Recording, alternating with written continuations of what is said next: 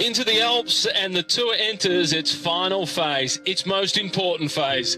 This is the first of 4 mountainous stages where who wears yellow into Paris will be decided.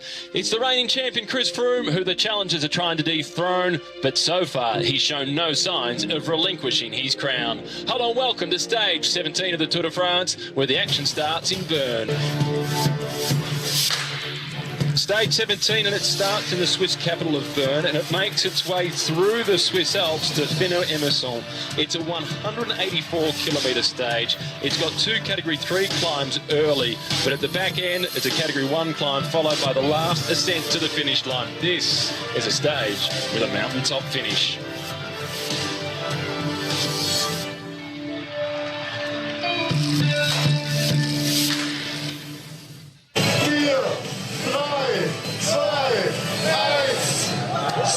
Again, clear blue skies welcoming the peloton as they get underway after the second and final rest day. 182 riders on the start line. Mark Cavendish not starting, choosing instead to head home, recuperate and prepare for his next big objective for the season, and perhaps his biggest. He's aiming for Olympic Games gold medal on the track in the Omnium at the Games in Rio.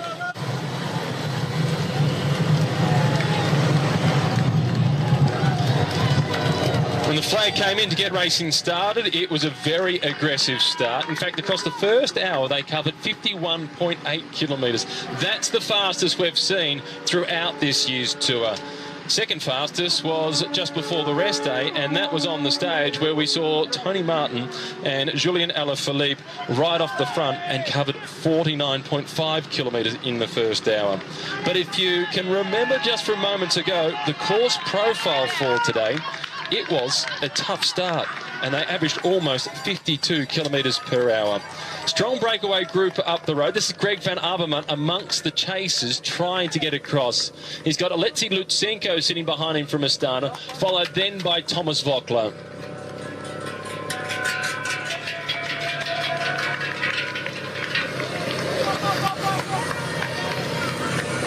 .91 kilometres to go. The leaders with an advantage of almost 8 minutes.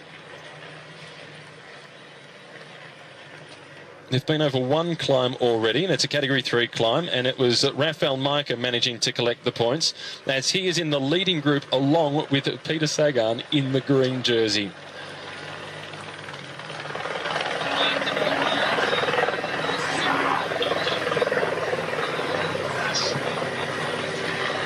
So Rafael Majka once again making it into the breakaway, looking to go one better than he did a few days ago, and that was into Toulouse when he was in 2nd position behind Jalinson Pantano. This is Ilnaz Zakarin at the back of the leading group as we now join them. And Pantano is also in this group for IM Cycling. So too is his teammate Steph Clements. Tony Galopin is the rider in the red colours from Lotto Soudal. Domenico Pozzovivo is there for AG Tour Le Mondial. The tall rider in the black colours of Fortunato Vital Concept, that is Brice Feillu. And this is Rafael Majka, the leader of the King of the Mountains classification, being towed up this climb by the leader of the points classification.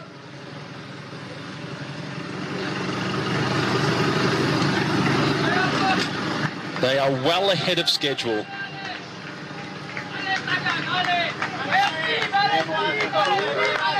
This is a reasonably long climb at 6.4 kilometres. A little bit longer than that. 6.4 it is. The Col de Moses that they're now making their way. This is Durasec from Lamprey. Steph Clement knows the roads around here well. He has been a winner of a race here some 10 years ago. This is Jalinson Pantano, who reminded us after his stage victory, which was on stage 15, that there are more Colombian climbers than just Nairo Quintana and Esteban Chavez. They certainly are, and he is one of them. And he has been climbing well. What a race it's been. What a few months it's been for IM Cycling. Since they announced that the team wouldn't be continuing, they've now won 14 or 15 races, including a stage at the Giro d'Italia and a stage here at the Tour de France. Their biggest success is coming in their 3 years of existence, ever since the sponsor said, it's time for us to go. things were just starting to click. But rightly so, from all the riders in that team, they say, yeah, it's disappointing that the team is ending, but we'd like to thank the sponsors for the 3 years that they've given us. Team Sky at the front, controlling the chase, and it is Luke Rowe who is doing the job early, followed then by Ian Stannard. Once again, Chris Froome is surrounded by Fortress Froome. And they're like moats and ramparts, making sure that none of the attacks can actually get to the King himself. King Chris reigning supreme in the Tour de France. But now, anyway, and he's looking very good. We haven't seen him put a foot wrong. It was the Church of St. Marie that they're just making their way past, but the peloton, no time to take a look across to their right and enjoy it. Through the town of Ducimé, which is a popular ski resort. It's also very popular for hiking. And the mountains in this region, some of the mountains in this region along the Swiss Alps as we border with France, reach to over 4,000 metres in altitude.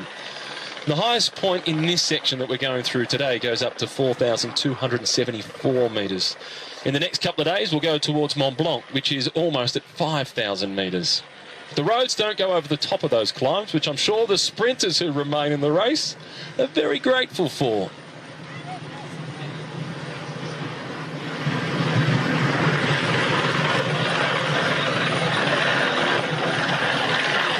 Domenico Pozzovivo, making his debut in the Tour de France, has also managed to infiltrate that breakaway. No great threats in terms of riders battling for the yellow jersey to try and challenge Chris Froome. Steph Clement is the best placed rider in 24th position at 36 minutes and 17 seconds down. So Team Sky, they don't need to chase that breakaway group. They just want to make sure things don't get out of control.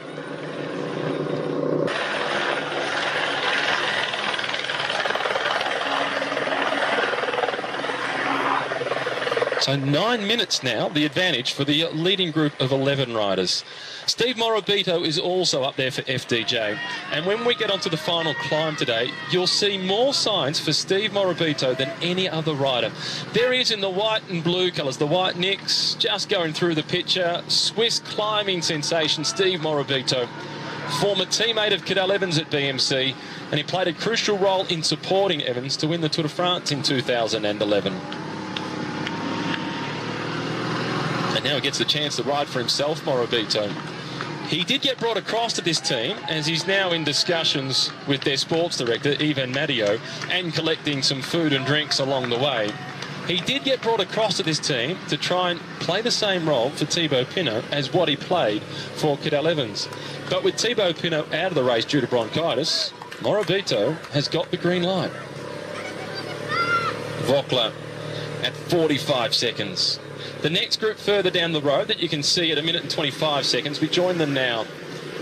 This is Ruben Platzer at the back of the group. Julien Alaphilippe is there wearing the red number from Edit Quickstep.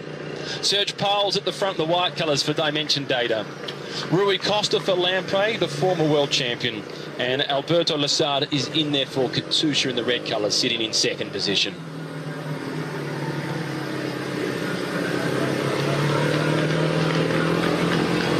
And Ruben Platzer doing exactly what he did at the Giro d'Italia this year when he was riding in support of Esteban Chavez. On the final few mountain stages, he got himself in the early break, so he'd be alongside Chavez when it counted at the end of the stage. Today, he's doing that to look after Adam Yates. Well, this is interesting. Maybe Ruben Platzer doesn't have the legs to be able to play that role. He's losing contact with this group, and the old legs of the Spaniard starting to fade. Just drifting out the back. He's an incredibly strong climber for such a big man, Ruben Platzer. 191 centimetres, 76 kilograms. Much bigger than most of the men that we see at the front. Take Domenico Pozzovivo, for example, who just swings off from doing his turn of pace. A little over 156 centimetres tall. One of the shortest riders in the peloton. 5 kilometres to the top of the climb. Pantano is now forcing the tempo, along with Morabito. Very similar breakaway to what we saw on stage 17. Micah, Pantano, and Zakharin were the 3 strongest riders that day, and they're in this breakaway. Pottervivo was also in the winning breakaway on that stage. Stage 15 that was, into Toulouse. Stage 17 today.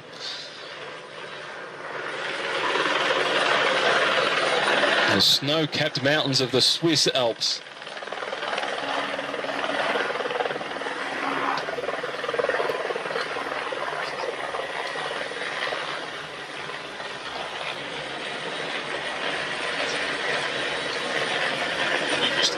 Managed to get himself into the breakaway, Steve Morabito, and it is a strong leading group of 11 riders.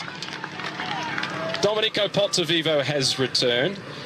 Tenel Kengert sitting at the back for the Astana team, and these three, Lutsenko, Van Avermaet and Vogler, trying to bridge across. They're at 30 seconds, 1 kilometre to the top, as the green jersey wearers at the front of the peloton. And I'm joined by a man who's won that jersey 3 times, Robbie McEwen, the green jersey at the front.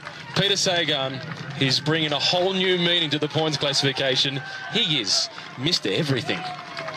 He certainly is, and it's never a surprise anymore to see him in a breakaway in the mountains because he's done it so often over the last couple of years. It may not be a surprise, but it's always impressive. Thomas Vogler, they want to bridge this gap or get near enough by the time they get to the top so they can join them on the descent. They've been wanting to bridge that gap from the moment they took off about 70 kilometres ago and haven't been able to do it, and just shows you how hard the riders in front are prepared to work because they think we've got enough guys up here, we don't need any more competition. And a big part of the driving force has been Peter Sagan. He's led all the way up the climbs for Raphael Maker, and if Vogler and Van Avermaet don't get on over the top, they're going to have a lot of trouble getting on at all because Peter Sagan is sure to lead the descent as well, and we know what he's like downhill. How many people can say, I caught Peter Sagan on a descent? I'm not sure anyone's been able to say it yet. That's what I thought. And you can see the Astana rider at the back here. This is Tenel Kengert. He's got a teammate chasing, which is Lutsenko. So he's not contributing to the pacemaking at this point. He's waiting for his teammate to come across. But they're out in front because they have a plan for later on in the hope that Fabio Aru can make an impact. He's currently in 10th position, and he said he's not happy with the situation. Well, I'm not sure the teammates are going to be able to do much from there with a 10-minute lead, so that pretty much nullifies Astana having 2 riders in front, because by the time Aru gets to these guys, if he does, they'll be going up a 10% plus gradient climb as Raphael Maker takes the points. Adds to his total, and I think Thomas de Gent can wave goodbye.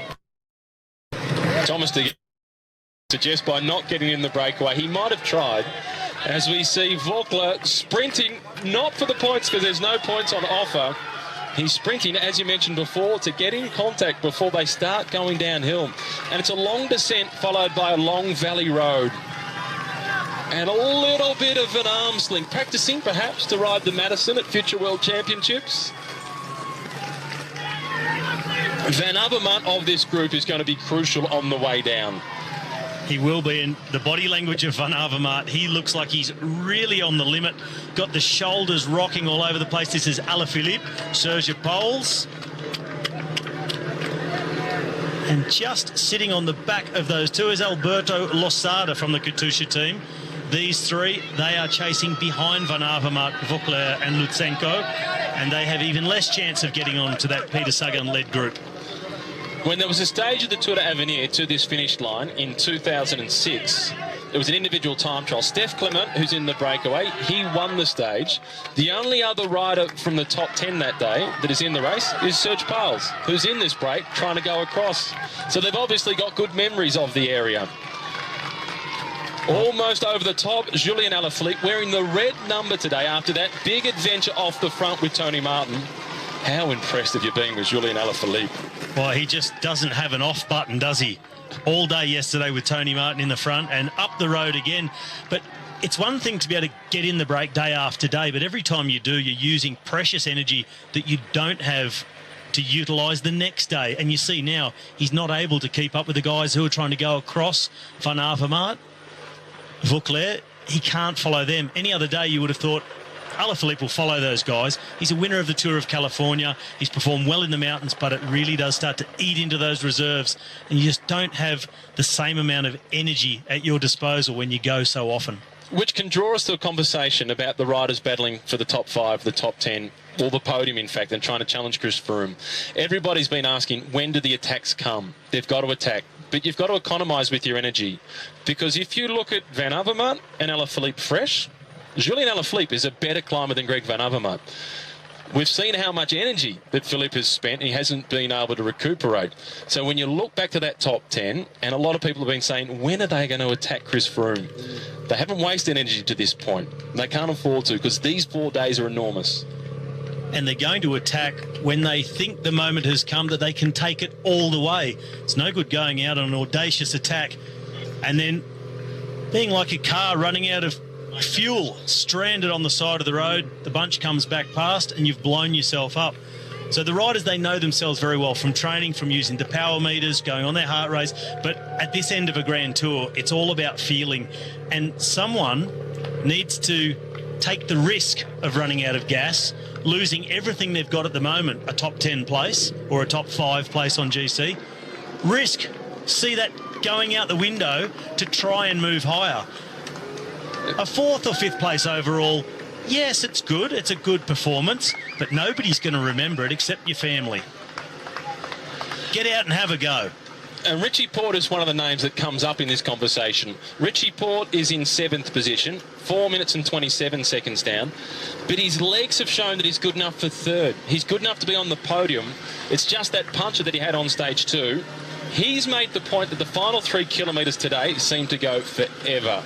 Therefore, I'm not expecting Richie to move until we're inside the last 3 Ks today. Well, you've got to go at a point, like I said, that you know you can go all the way to the finish, full gas, not run out and start to give that time back. And I agree with Richie. This climb seems to go on forever, and I did it in the car. As I was driving up, both climbs, in fact, they're separated by a technical, steep, fast descent. It'll be over in no time, that descent. So it'll seem like one big climb today, but it's steep enough to really make the differences. There's no sitting on. There's going to be no slipstream on this climb. It's incredibly hot as well, 35 degrees. This will be a race of attrition. Even without guys attacking, there'll be guys getting dropped, and he who can attack is the man who will move up a lot. And I reckon we can see Richie get himself up towards top 3, maybe top 4 by the end of today.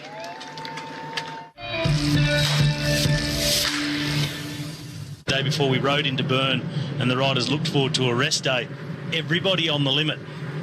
Everybody was on the limit, but there was still a bit of margin there. Even Chris Froome threw out that fake attack, and Romain Bardet, he was the only one who really dared to do something, tried to get onto that descent by himself to try and steal some time. He can really throw it down a hill, but they caught him right before the top. He is a joy to watch go downhill. The Movistar team, they wear the yellow helmets as the leaders of the team's classification. They've got the yellow numbers on as well. In 2nd place is Team Sky. But Sky won't be concerned about the team's classification because they've got the yellow that they really want. Gorka Izagirre crashed out today, broken collarbone, no longer here. Jesus Herrada, who won a stage at the recent Criterium de Dauphiné, is no longer here. That weakens Movistar in the mountains significantly. How do you think it will change the strategy for Valverde and Quintana? I don't think it will weaken Movistar as a team in the mountains. If you're not defending yellow, I feel from this point on in the tour, it doesn't matter how many teammates you've got around you because it becomes so mountainous. Because in just a few kilometres, this race goes up. And it's all mountains all the way to the second last day. So having teammates, there's not really much they can do for you uphill. The Team Sky riders, yes, they set the pace, control the peloton. Chris Froome can relax behind the Sky team and just follow along. But going uphill, there's not a slipstream you can sit in. There's not so much of a chase you can do. It's going to come down to who can follow and then who can attack on top of that.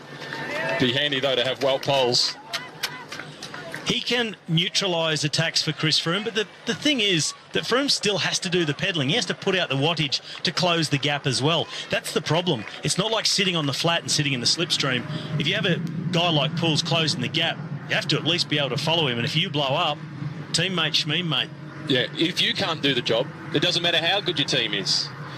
Breakaway group of 11 with an advantage of almost 11 minutes. Domenico Pozzovivo from AG2R Le Mondial is just tagged onto the back. They had good news, Robbie, on the rest day. The sponsor has extended yet again. They've been in the peloton for a long time now, AG2R Le Mondial. They've confirmed that they'll be on board at the minimum to the end of 2020. Lutsenko and Van Avermaet charging down as Thomas Voeckler, I wonder what face he's pulling at this point. Eyes wide shut. This is Lusada, Pauls and Alaphilippe. And for my money, these three are going a lot slower than the three in front of them.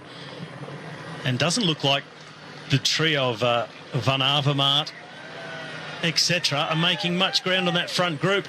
I'd like to get a shot of Peter Sagan right at the moment. I'm sure he's tucked down on top of that top tube. Raphael Maker right behind him. Sagan's task from now, one, will be to hold that gap for Raphael Maker, get him to the bottom of that climb that Maker can try and get more points and try and win the stage, and for Sagan to take the points of the intermediate sprint. And that'll be a successful day for Peter Sagan. And he's already got himself in a position to do so. They're over the first two climbs, descend, Valley Road, intermediate sprint, 20 more points for Peter Sagan, and then it is almost all uphill the final 33 kilometres to the finish. There's just a short 5-7 kilometre descent there in the middle. Shane Archbold in his first Tour de France, Robbie, holding on to the back. He's ridden well. It's going to be a pretty good day out as far as mountain stages go for Shane Archbold and all the other sprinters who traditionally struggle in the mountains and have the enemy of the time limit, get over those first Cat 3s, and then they get a free ride to the foot of the climb. Of course, they have to ride up. It's going to be tough, but they should have no problem at all with the time limit today. But there is that little thing of the 11-minute gap to the front and a guy like Raphael Maker. So they'll be starting 11 minutes behind, so that it shrinks the time gap effectively for them, so they're going to have to ride pretty hard still. He's got some pedigree, Dan Martin, as we take in the scenery of Switzerland. It's been a wonderful 48 hours or so through Switzerland, up now into the Alps, and just enjoying the backdrop. Throughout the tour, particularly as we head down through the Loire, that sort of region, we talk a lot about the chateaus. But man-made items cannot compete with Mother Nature at her very best. And today, Robbie, she's showing off. Oh, she is indeed. And this is Le Mont d'Or, Gold Mountain. And the scenery around, I was going to say this part of Switzerland, but any part of Switzerland. I drive along going towards the stage finishes and I'm in awe. I've got out on the bike a couple of days as well. Just beautiful to ride. I stuck to the flatlands, riding around the lakes. The lakes were wonderful. Had the opportunity on the rest day yesterday to go for a swim. You heard the wheels of the cars screeching through the corners. Van Avermaet and Lutsenko have made contact. Thomas Voeckler is not quite there. Just briefly back to Dan Martin. He's got some pedigree. His uncle is Stephen Roche, who won the Tour de France in 1987. Stephen Roche, his sister, is the mother of Dan Martin. And Dan's father, Neil, was the British National Road Champion. So as a racehorse, he would have been expensive to buy. And Thomas Voeckler is not a bad descender. But do you remember that moment in 2011 into Pinerolo, descending a really tricky descent? And he thought, I'm in yellow, Contador, the likes of Schleck and Cadel Evans, they can take time on me on the way up. I'll take a few risks on the way down. And he went off the road into somebody's driveway and almost picked himself up a cup of coffee. He went off the road not once but twice on that descent. Full risk to hold the jersey that day, and he's taken the risks to get on and now onto that group. The question is, how much energy have those guys spent in the chase to join the breakaway in the front of the race? As we look at Le Lac de Langrin. This was formed in 1960 as a result of a dam that was built here, but it is fed by the snow melting water and also got some water pumped into it from Lake Geneva. You can go for a swim here, and there's two arches. We get a chance to take a look at one of them. One of them stands at 95 metres tall, the other one 123 metres tall. Another one of the beautiful lakes. And the water yesterday in the lake that I had the chance to go for a swim in was surprisingly warm. I jumped in nervously Were you so nervous that you made the water warm? Is that what you're saying, Matthew? Not quite. Not quite. Beautifully fresh in those lakes. We also got in for a swim yesterday. I managed to get in a lap of the Bielersee, the Lake of Biel, 37 kilometres around. Had a barbecue, a swim, and then I did another lap in the opposite direction. Fantastic rest day. Also, the quick step riders, they enjoyed a swim on their rest day. Did some bridge jumping in Bern into the flowing river. As soon as you jump in, you're 50 metres from the bridge you jumped off, and then swam to the bank and then went back to their bikes. Looked fun. Van Avermaet in red. He's made contact. So too has Lutsenko and Thomas Vogler. They now make this a leading group of 14 riders. It's been a good race for Greg Van Avermaet, and for BMC. Well, Greg Van Avermaet, he can't do a lot to support Richie Porte once we get into the mountains, the last couple of climbs today. But it's good for their morale to have Greg Van Avermaet in the breakaway, surely. It's good for the team to have a rider and have some representation in that breakaway. Greg Van Avermaet, he's also pretty much got one speed when he races, and that's flat out. If there's a race on, he'll race it. He finds it very hard to just sit back. Because also at this time gap now of 11.5 minutes, same goes for Van Avermaet as for the riders from Astana. Not much they can do for a teammate in this position, because if they get caught, when they get caught, it's going to be on the steepest part of this final climb, and their team leaders will go past them so quick it'll almost be a blur. The group with Julian Alaphilippe is now drifting out at almost 2 minutes behind. Brice Filou has managed to get himself into the breakaway. He had fond memories when we went to Andorra. That's the only race he's won. A mountaintop finish, almost the Queen stage of that year's Tour de France, on debut, and he managed to win with his brother there to enjoy it with him. Maybe all of their budget went towards paying their salaries. There was nothing left to get a hire car. Well, the rest of the team, they came up here in the car and they were really smiling at lunch. They thought it was hilarious. The peloton moving along pretty quickly now as they go along the Valley Road. I'm sure that Luke Rowe and Ian Stannard will pick up the tempo, because that's the last part of the course where they can really help Chris Froome. And although they're not too worried about that breakaway group, they just don't want to let it go out to a silly sort of a margin. And that thing that I was saying earlier about it won't matter as much having teammates in the mountains, unless, of course, you are the leader.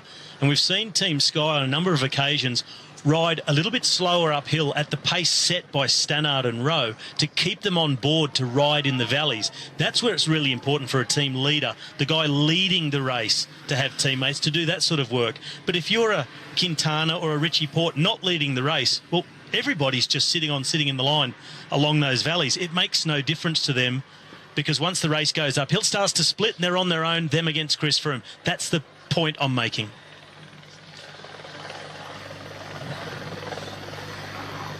Two riders from IM Cycling in the breakaway. One of them is Stef Clement, the Dutchman that rides for the Swiss team, and he knows these roads very well.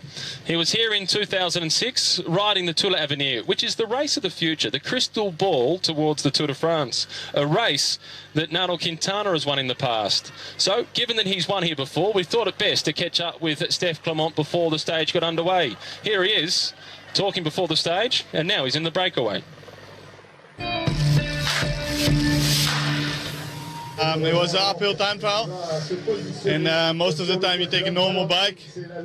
I did it in the morning with my teammate Mathieu Sprick, and then I decided to take the time trial bike, and in the end I win, I guess, with 4 seconds, so the winner is always right. I said last week that I will try every day, so I will again. Of course, the finish line today is I think 8 kilometers further up the hill than it was back in 2006. But we'll try and we'll see, but memories are forever, and today is, we'll see what it brings. You know, it's going to be a long, tough climb when we hear it's 8 kilometres further up the road today than what it was in 2006. Race radio just talking about a crash, and it's Shane Archbold from Bora Argon 18, who was talking about earlier on about how well he's been surviving the climbs. That is going to make life so tough for a guy that's not a natural climber. Let's hope that Shane's okay. He can get back on, get through the day, survive inside the time delay. But Robbie, you're not the one on the ground, yet you're still grimacing. You know what it feels like. It's such a horrible feeling when you go down at speed. And on the upside, he's already on his feet. That's a good thing. You want to see the rider up and about, but he looks like he's in terrible pain because that is a very fast part of the course on that descent. So hopefully Shane Archibald is able to jump back on and continue. He's a tough man, and it's going to take every bit of toughness to get back on and get through this stage. A shame to see that happen. He is coffin nails tough, Shane Archibald. I've seen him crash on the track riding Omniums, pick himself back up and finish the race with skin just hanging off his body, but he presses on. Breakaway group once again. Greg Van Avermaet from BMC. Thomas Voeckler, the man who can never be accused of being two-faced. He's got around about 100. This is Jurasek from Lamprey. He looks fairly comfortable. Brice Filou from Fortunato Vital Concept. Domenico Pozzovivo. First time in the Tour de France, it's hard to believe. He's won mountain stages at the Giro d'Italia. Steph Clement just going through, the rider that we heard from before. Well, the peloton really is moving as they make their way down. And look, the vineyards. This is what I was talking about earlier on. It makes you a fraction thirsty for a crisp white wine as you drive through here. Well, Peter Sagan has got himself into the break. And he won the stage into Bern, where a lot of the Swiss wanted to pay homage to Fabian Cancellara. And Sagan told the story about his first Tour de France. And he was in the breakaway with Fabian Cancellara, who was wearing the yellow jersey at the time, having won the prologue in Liège. And when they were in the breakaway together, Peter Sagan said to Fabian Cancellara, "I want to beat you and win a stage of the Tour de France." He told him directly. And he thinks that at that time, Fabian Cancellara was a little bit angry with him. Who's this upstart? Now they've got a great relationship together.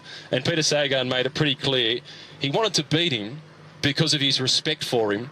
And maybe he didn't get the finesse of the message quite right with his English, which is his third language. He speaks very well now, but was only just learning at that point. Well, lots of shouts of encouragement there for Micah.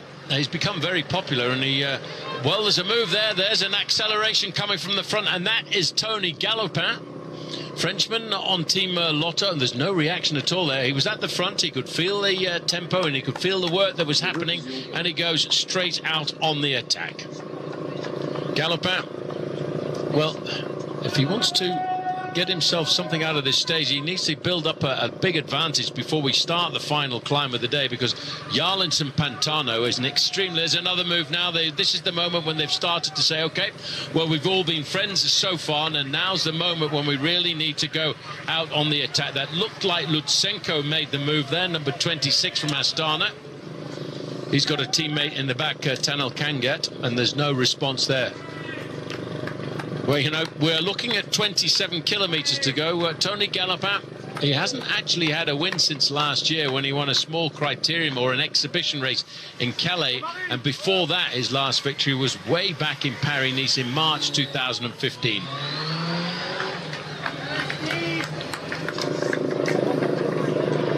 Roberto, it is Alexis Lutsenko who's coming across there at the moment, and Tony Galopin will welcome the extra help, I think, because it's still it's only 17 miles or 27 kilometres of racing left, but apart from the short descent to get onto the last climb, it's all uphill now.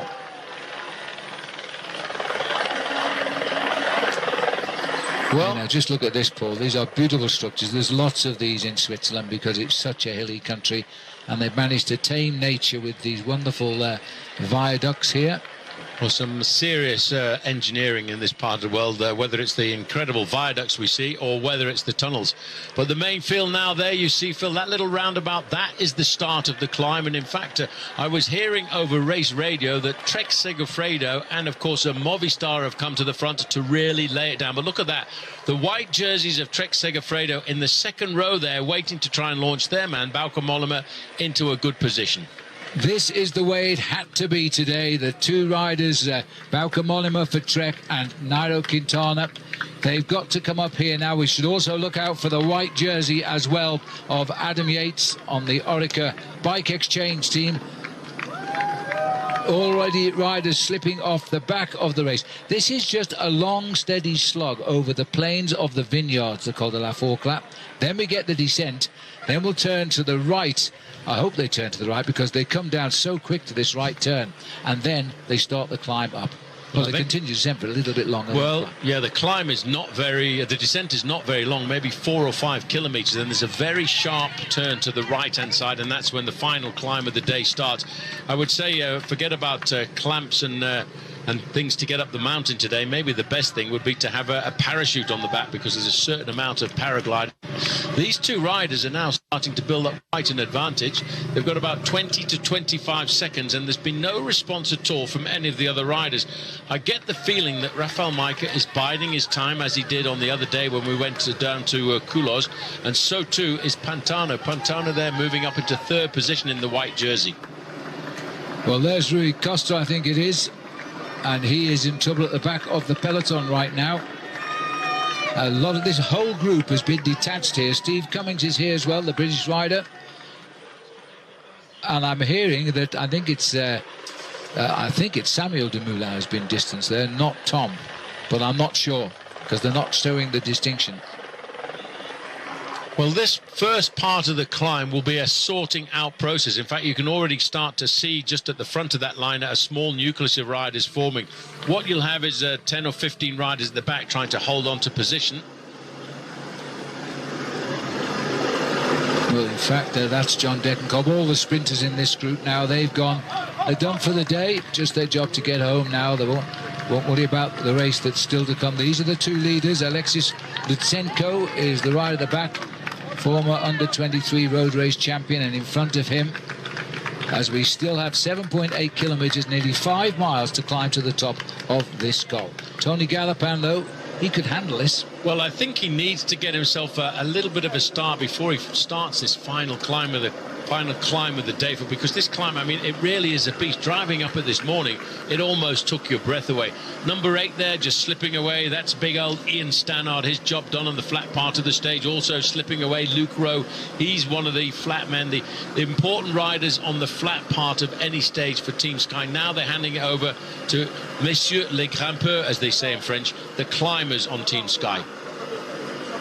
Well, the lifting of the pace is basically done by a team at Movistar at the moment. There they are at the front and driving as well as they continue to pile up the front. Winner Anaconda as we go up around the vineyards again.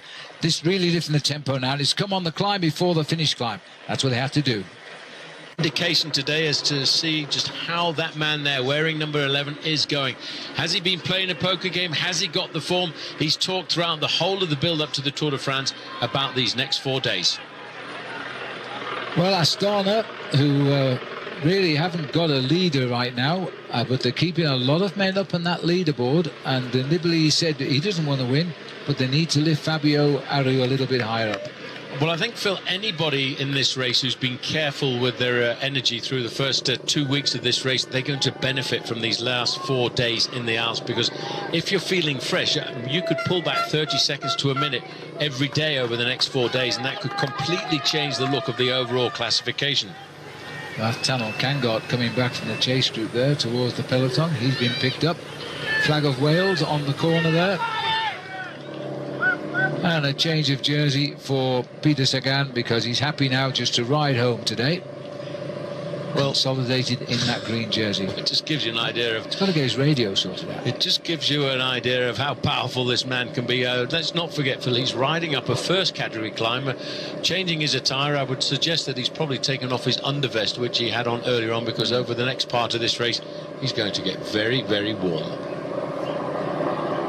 Happy days for Peter Sagan. There's the glacier running off the side of Mont Blanc there, and it's called, well, it was briefly called up, but I think it is actually the glacier that's outside our hotel window. Well, this is the glacier of Argentière, which is just on the other side of Chamonix. You can just see it there. They're magnificent, these glaciers, and plenty of people. I was surprised and amazed at how many people came through Chamonix. A town of only 10,000 people gets 100,000 visitors a day. Oh, it's a lovely place. It's nestling in the heart of the Alps here, and you're only a matter of 20 kilometres from the Swiss frontier as well. Lutsenko continues to try and pave a lonely trail. keeps looking up, hoping he'll see the summit, but there's more riders coming to join him.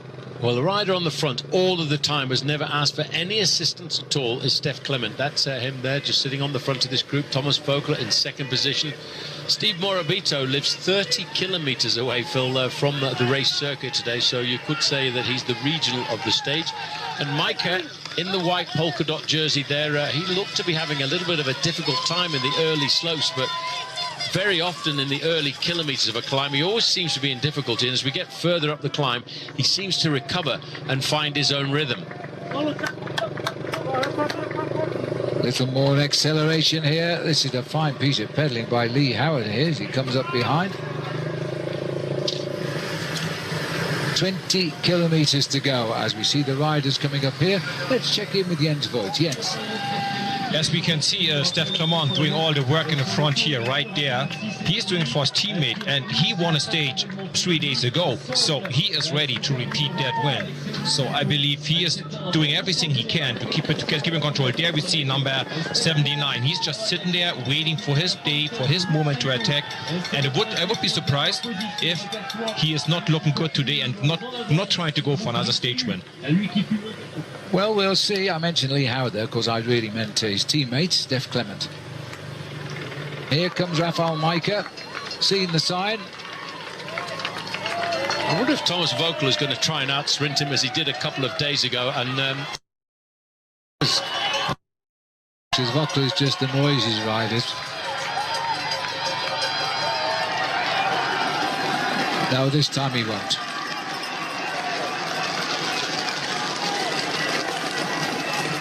So Rafael Micah gets the points over the top of the four-class, 10 points I think it is, and he's won all the points available so far today. If he wins this stage, he gets a massive 50 points because when an all-category race ends the day, they double the points in the mountains. Now Alaphilippe coming back from the chase group he was in. Now all of a sudden, I'm just trying to peek around the not any more Movistar riders doing the pacemaking. No, Vincenzo Nibali in earnest is doing the pacemaking, but we look down the line, there is number 11 just sitting around there. Peter Sagan, well, job done for him. He's got his 20 points out on the course. Vincenzo Nibali doing an excellent job here, but he's not riding for himself, not riding for his own account here. He's trying to nurse his young prodigy, Fabio Aru, to the front end of the race. But there's not very many riders left in this group when you look to the back. No. But I can still see the white jersey over on the left-hand side there of Adam Yates, and in front of him, that little bobbing style there, that's the Irish rider, Dan Martin. This is Pozzovivo here. No, it's not. It's Vilmoraz who's coming off the back of the peloton as well from AG2R. Pierre Roland just in front from Cannondale Drapac. These riders' days are done. Emmanuel Buchmann hasn't really ridden so well this year. He came to the Tour and as German champion. He's dropping back. There's only one rider with him now, Quintana, and that is Valverde. He's got no other helpers up there. And Valverde has turned out to be an amazing ally over these last few days. The Olympic Games, but also trying to help Nairo Quintana do better than second position. Just on the back there with that red jersey, Alaphilippe. He's seen the ups and downs of the Tour de France, but at least he's got that red number on his back as the most aggressive rider from the other day when we went down into Bern. I think he's got a Viti. I just caught a glimpse of his wingman, Emmanuel Viti, also there, but a little bit further down the line, I'm afraid. Stand by for the dizzy descent here as we race down to the foot of the final climb.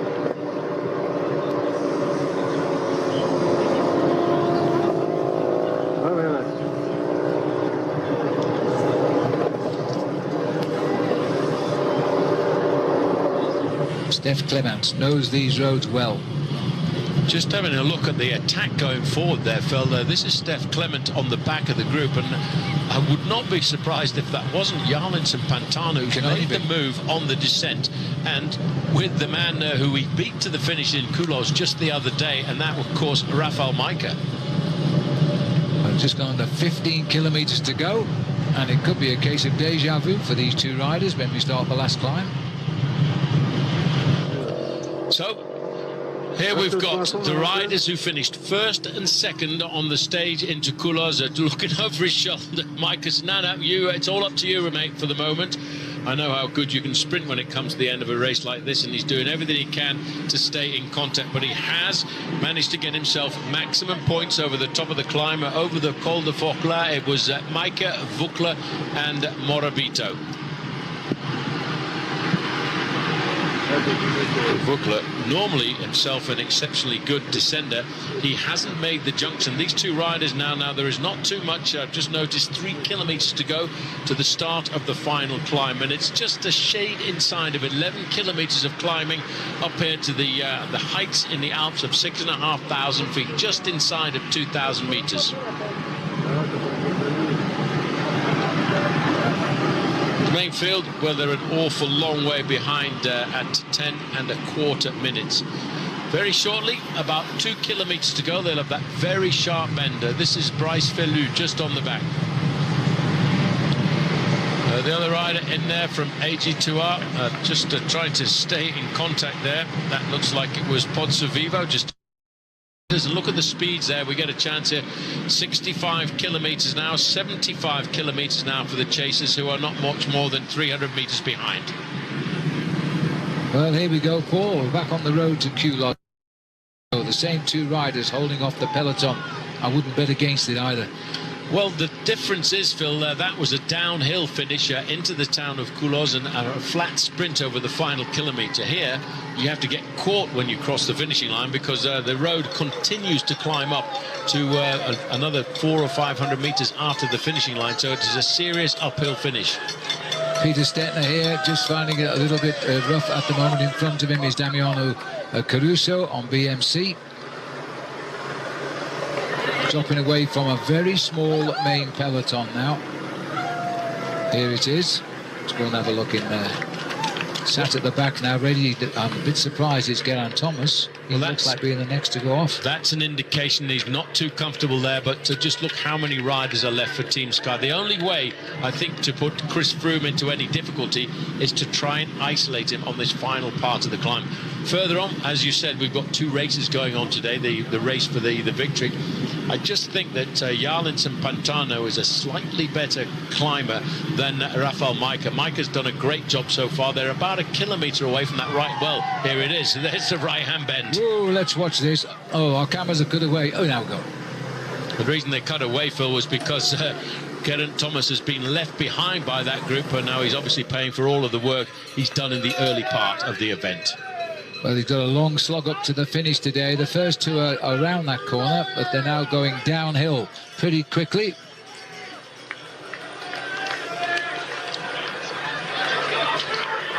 Well, I did tell you about this case of being deja vu with those two riders out across these very Alps, and it was a very, very cheeky sprint win for Jarlinson Pantano. A big win it was, Paul, for his team IAM too. They needed that. They'd never won a stage of the Tour de France. Nope, and they got that first victory under their belt, but it's a completely different finish. I remember this from driving up this morning, a beautiful entrance into that tunnel, which was completely decorated with bicycles painted up in red and white, and those are the colours, by the way, of this region of Switzerland. Just gone past the banner, 10.4 kilometres to the summit of this last climb of the day. It's outside category. It is a rough one. I can tell you a little bit about it. It's the climb of the Émotion, 10.4 kilometres over 6,400 feet. The steepest part on the climb, Paul, is 15.6%. It's horrible. It is an awful climb. HC, by the way, stands for hors category, which means outside categorization. 10 kilometres to go, and there is no respite from here to the finish line. It starts a little, should we say, a little bit gently. It looks quite normal here. It's just an alpine pass, but wait, this is a toughie, and there's a lot of people here as well. Vincenzo Nibali also looking a bit concerned about the way that break is thinning out, the bunch is thinning out. The yellow jersey still has 3 riders with him. Quintana's trying to get on the back wheel of Chris Froome. Well, Nibali obviously in a very good day. Chris Froome is being followed by Bauke Mollema, who is in 2nd place in the overall. And I wonder if he's looked back at history to remind himself of just what happened to him a couple of years ago when he was in a position like this, 2nd overall coming out of the rest day. Now that looks like the rider from Katusha, Zakharin, making the move in the red jersey. Well, he's the rider that's up in the breakaway. and he doesn't know if he's going to the Olympic Games yet because of all the politics surrounding selection of athletes from Russia for the Rio Games. He's been selected by his country. Steph Clement now 72. He did a lot to lay the foundations for the attack for Jarlinson Pantano. Puts a lot of pressure onto the shoulders of his teammate. The next acceleration comes from the local rider there, because that's Steve Morabito in the red, white and blue jersey, FDJ, as I said, the number. Oh, Bryce Fellou was about to make the move there, which was a bit of a surprise. Well, there he is, Bryce Fellou. He's never won a race since he conquered Arcalis a few years ago now. This breakaway has been completely spread eagle. Thomas Vauclair had a long chase to join the breakaway. He got up there too farthest, right into the distance. We start hairpinning shortly. There are 6 hairpin bends on the climb up to the finish line, and it finishes going uphill, by the way. Yes, well, after about 4 kilometers of climbing, the easiest gradient is in the first part of the climb. It's around about 6 and 7%, but once you get to 4 kilometers into the climb, then it climbs up to the 9% gradients, and there's only one moment of respite at around about 4 kilometers to go when it gets as easy as 8.5%, but for the rest, it is a very difficult climb. And there's a gradient in the last kilometre of around about 12%, so it really does get quite infernal in the last part of the race. Still no moves in the yellow jersey group. They've just come inside of the 10-minute mark, as we still see and still wait for the moves to come from the... And now this is a little bit of an acceleration. Vincenzo Nibali says, right, now we're going to start to lift the pace. Fabio Aru comes across there, but Sky respond to that move quite easily. There they can see the... indication of the 10.5 kilometre point to the summit. Well, there is the Mont Blanc. We've been all the way around these Alps. It has been so clear over these last few days. It is the highest point in Europe. As you can see from there, it is exceptionally high, and it climbs up to, I think the summit of Mont Blanc is pretty close to 15 or 16,000 feet when you do the translation. That's 4,800 meters. You'd be grasping for oxygen up there, Phil. Well, I'd give a fortune. There's no road, so that's good for me. We're going up to 1,960 meters now, and it's the finish right on the top. It's the highest finishing line of the race this year. And these are saying they've only got between 5 and 10 seconds advantage over the chasers. So yes, they have to collaborate. And I suppose the interesting thing is that they've been in a breakaway situation like this. And the strange thing is, and on that occasion, it was in fact Micah who put Jarlinson Pantano into difficulty on the climb. In fact, they've been caught there. Zakharin has come back from nowhere. 1:49 now, so 3 riders with another rider in pursuit, and that's Bryce Fellou of France. Well, you know, Zakharin here has come back, and he's really throwing a message out to the Olympic Games. He's been selected by Russia, but he doesn't know if Russia's going to the Games yet. And he's got great form, that's for sure, and the course would suit him. Steph Clement, number 72 there. These boys are riding quite sensibly at the moment, because this climb still has 8 kilometres to go, and it gets steeper. Well, the finish of the stage, Fano et Mousson. We turn short of the French border, French-Swiss border, by about 2 kilometres. We're now returning back into the heart of Switzerland here. Well, this is the main field. The yellow jersey group are now starting the final kilometres of the descent. Very shortly, they'll take that right-hand bend, Phil, and start the final climb of the day. They're doing speeds here, as you can see, around about almost 80 kilometres an hour, 50 miles an hour. And obviously, Fabio Aru has seen this as a day that is important for him to move up and improve on his 10th position in the overall standings. He will move up a place tonight at least, because TJ Van Garderen, the American from Team BMC, well, he's been left behind, and he's going to lose huge chunks of time on a climb like this.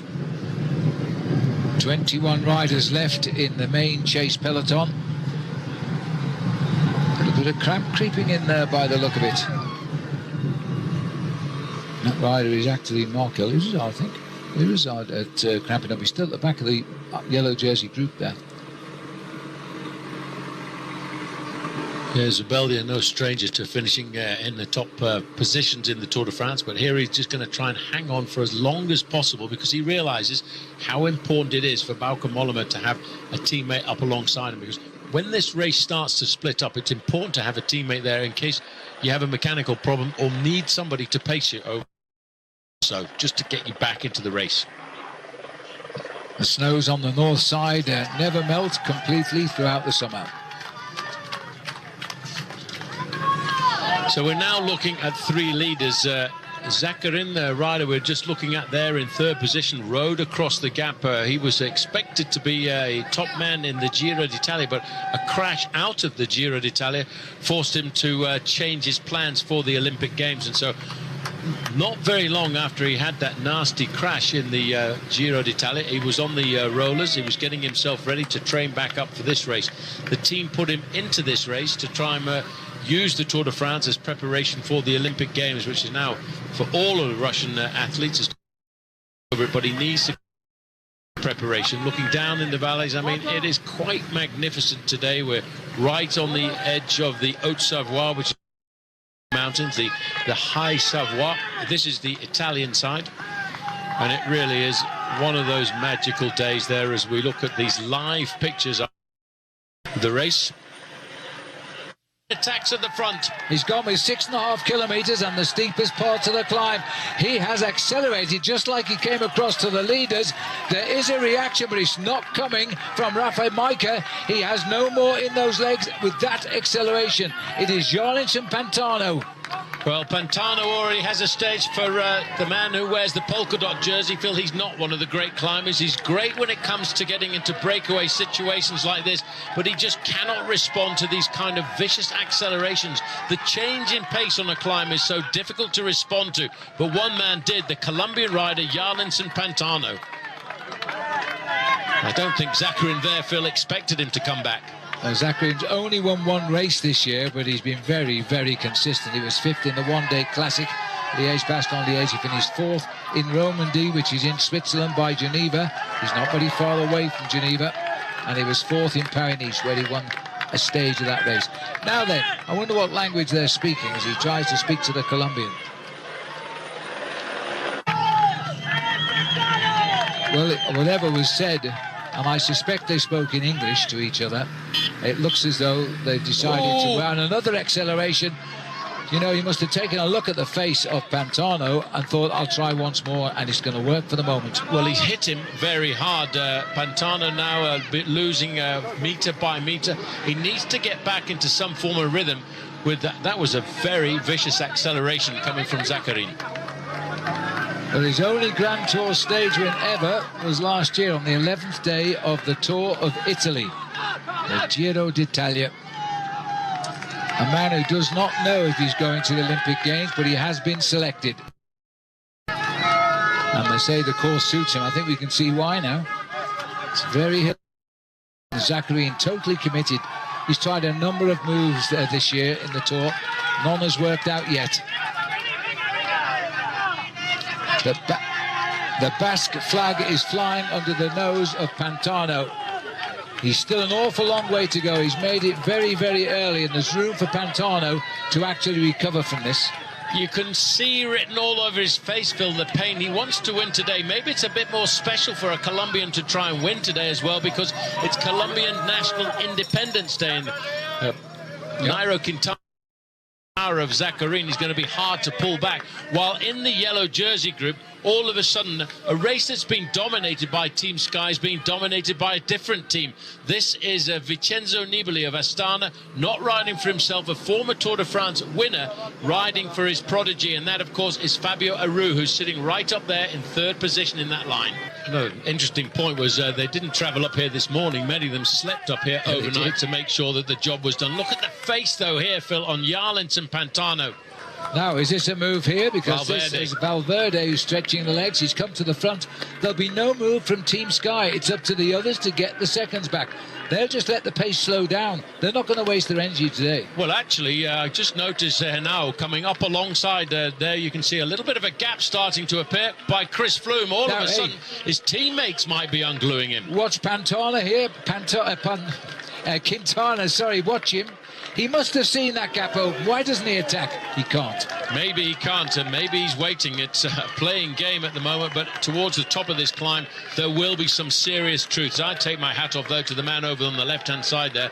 He's one of the oldest men in the breakaway, Alejandro Valverde. Phil goes again. Well, that's worth a try, because remember, the last week of the Tour de France last year was not... He lost half his lead in the last 2 days in the mountains.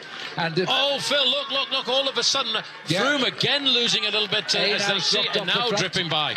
Einaus there giving up the pacemaking. This is all on the effort from Alejandro Valverde here. Wout Poels is up behind him. Roman Kreuziger cracks. That's Einaus in number 2 on his back. And I just wonder if Chris Froome went and looked at the videos last night about the last time he came up here in the Criterium de Dauphiné back in 2014.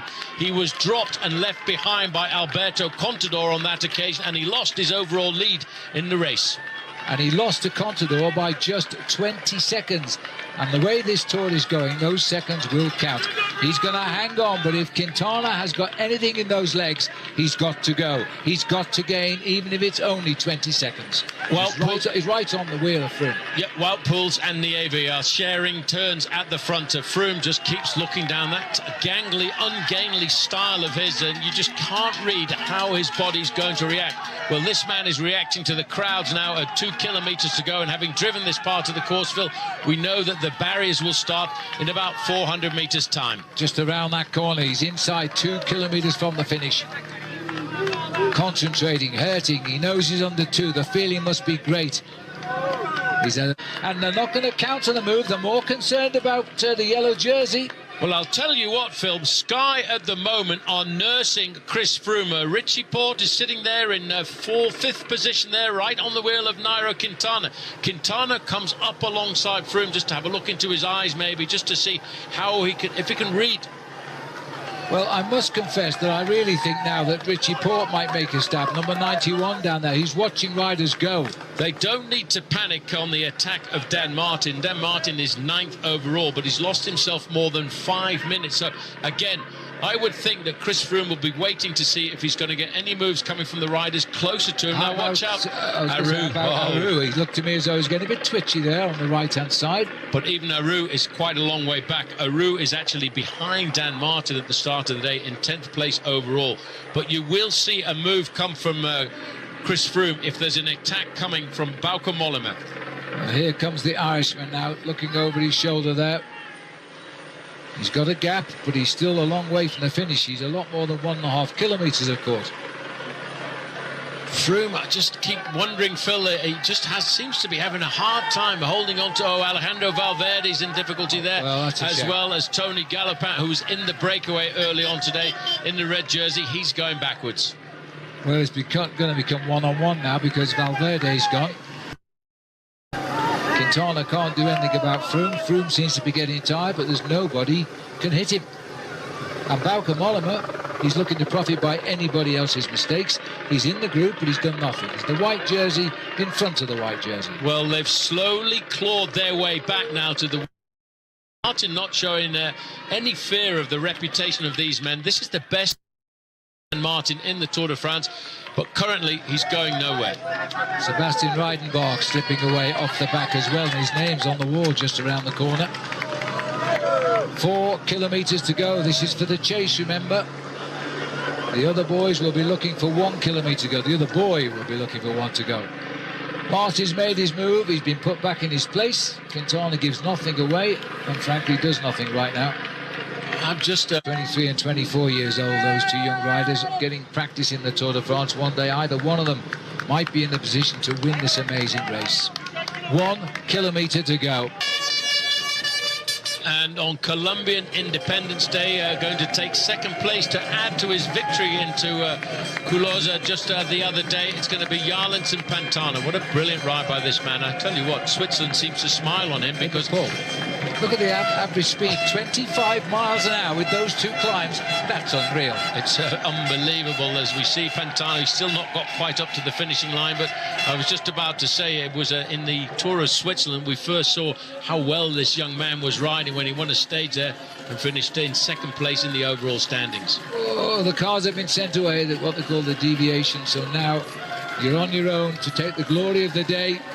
Jorgensen Pantano, second for Colombia, and for his professional team, IM Cycling, and they grab him before he falls. Now, I wonder if we haven't seen Mike on the climb at all. We haven't got enough cameras, but he should be next man up. Yes, is the big ride here, because any second will do for Richie Porte. He needs to continue. He may not know the demise of his teammate, the American TJ Van Garderen, who I think is going to lose big time tonight. Another man dropped is Joaquin Rodriguez. A Tasmanian now trying to get a few seconds, always believing a second or third place in Paris is very real. Well, Richie Porte knows that this is important days for him as well, to try and climb onto the podium and make good the 1 minute and 40 seconds he lost on the second day of this Tour de France, not on his own fault, because of a flat tyre at the wrong possible time. That little acceleration came from Nairo Quintana, but he couldn't move. Now all you can see is Chris Froome keeping a little bit of an eye on everything else, and Fabio Aru makes the next acceleration, looking for a few seconds here or there. He's looking for a few seconds because Daniel Martin's just been dropped from that group, and Aru could climb over him in the 14 seconds. They're also saying that the man in second place overall, Bauke Mollema, is in difficulty. Froome has just gone over the top though now. Now here's how you collect seconds, but Quintana looks, at least he's going to hold on to him. This isn't the Chris Froome of the last few days of the Tour de France. He tried, it didn't happen. He'd be worried about the progress of Richie Porte. He'll try to limit it to just a few seconds. Well, you know what, Richie Porte knows Chris Froome extremely well, but again, Froome is having to rely on his friend and on his teammate Wout Poels, who's come back there once again. Well, Richie Porte really does have the legs and does have the condition to handle a 3-week bike race like this, but all of a sudden Wout Poels is dragging back Chris Froome, and in fact now there's a little bit of dateline between Froome and Quintana. Froome has seen this and said, right, I'm off. Any time I can grab anywhere on any of my adversaries, I'll do it. He just closes his eyes, grits his teeth and goes. And Wout Poels looks over to see the face of Quintana, said, well, there's your yellow jersey, Nairo, it's up to you. And he's come right up to Richie Porte here.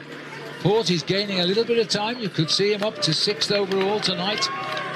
Won't be closing down any time at all on Richie Froome, on Chris Froome rather. 1 kilometre to go for those two. Bardet is a little bit in difficulty too, number 41. Adam Yates and Louis Meintjes in this group, but they're just coming up to the back wheel there of Nairo Quintana. Fabio Aru over on the right-hand side. These were the guys we expected to see the challenges come to Chris Froome from this afternoon, but they now are the riders on the back foot. Well, Bardet needs to lose about 24 seconds to the man in red here to lose his place overall in the Tour for now. Froome again attacking no one, just following the wheels and keeping the tempo. It's hurting now. This isn't the smoothie Froome we saw in the Pyrenees. 500 metres to go, but let's not forget, Phil, tomorrow there's also a very important uphill time trial. As Quintana sees this, he realises he's in difficulty, he's losing time. In fact, that time was 800 metres to go. There's still a long way, around about 2 minutes to get to the finish line. Adam Yates is riding well in the white jersey, best young rider in this bike race there, number 209. Adam Yates needs 59 seconds over Bauke Mollema, who has been dropped from this group, to reclaim his 2nd place overall in this race for Orica Bike Exchange.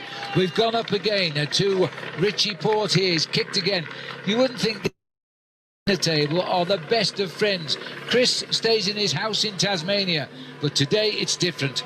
This is the Tour de France. Well, Froome has moved up onto the wheel of Porte, but look at the gap, look at the daylight now between them and everyone else.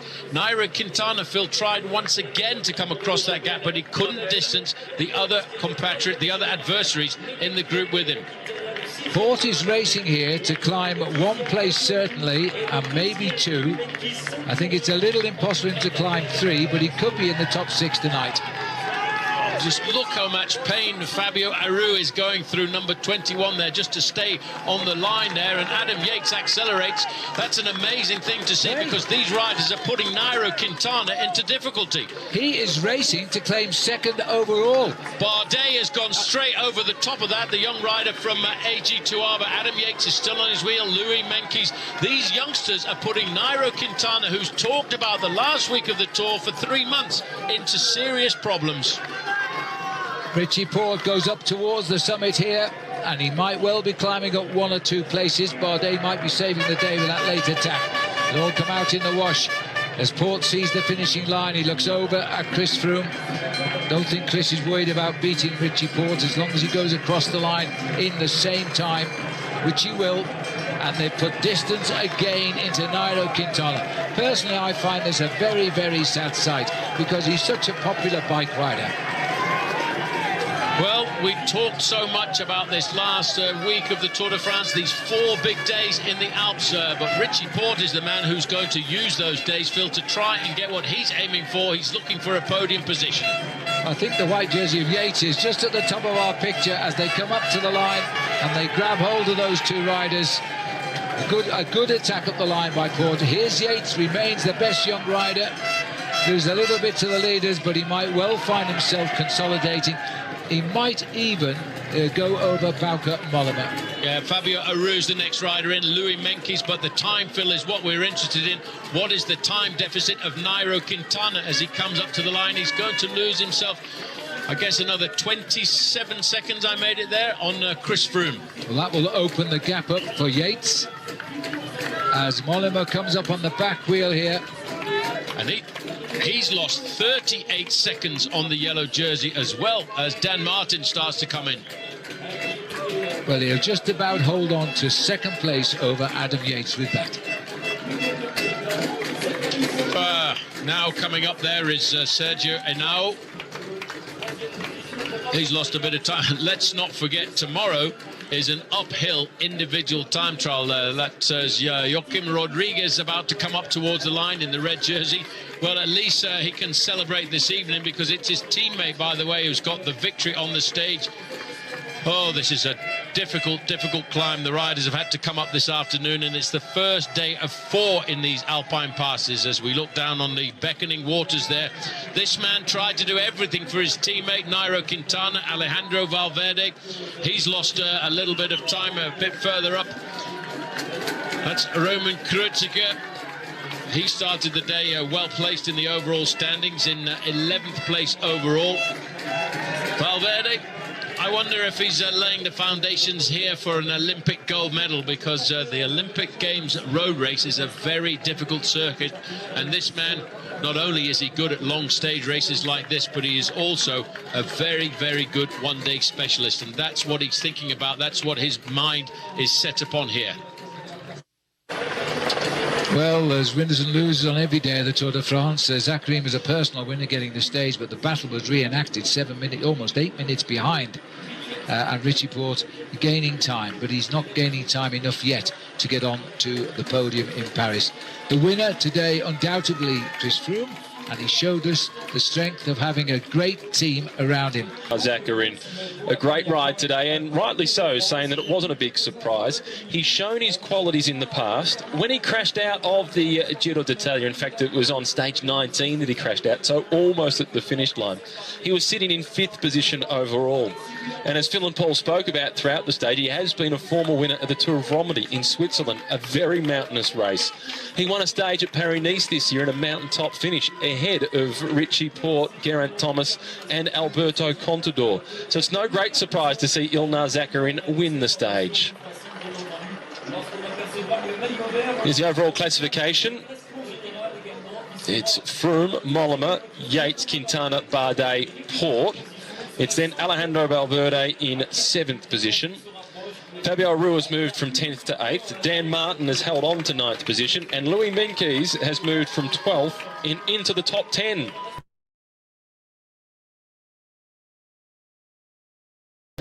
An individual time trial is a true test on any course, but when it's in the heart of the Alps, the examination of who is the strongest is even further amplified. The stunning backdrop, it's going to play second fiddle today, as there is so much at stake in the race for a position on the podium in Paris. Stage 18, and it may only be short, but it's difficult. It's the individual time trial starting in Solange, making its way through to Megève. It's 17 kilometres, and most of it is uphill. The first part of the course includes the climb that was used in the World Championships in 1980, and it is the steepest portion of today's stage, with gradients of 10%.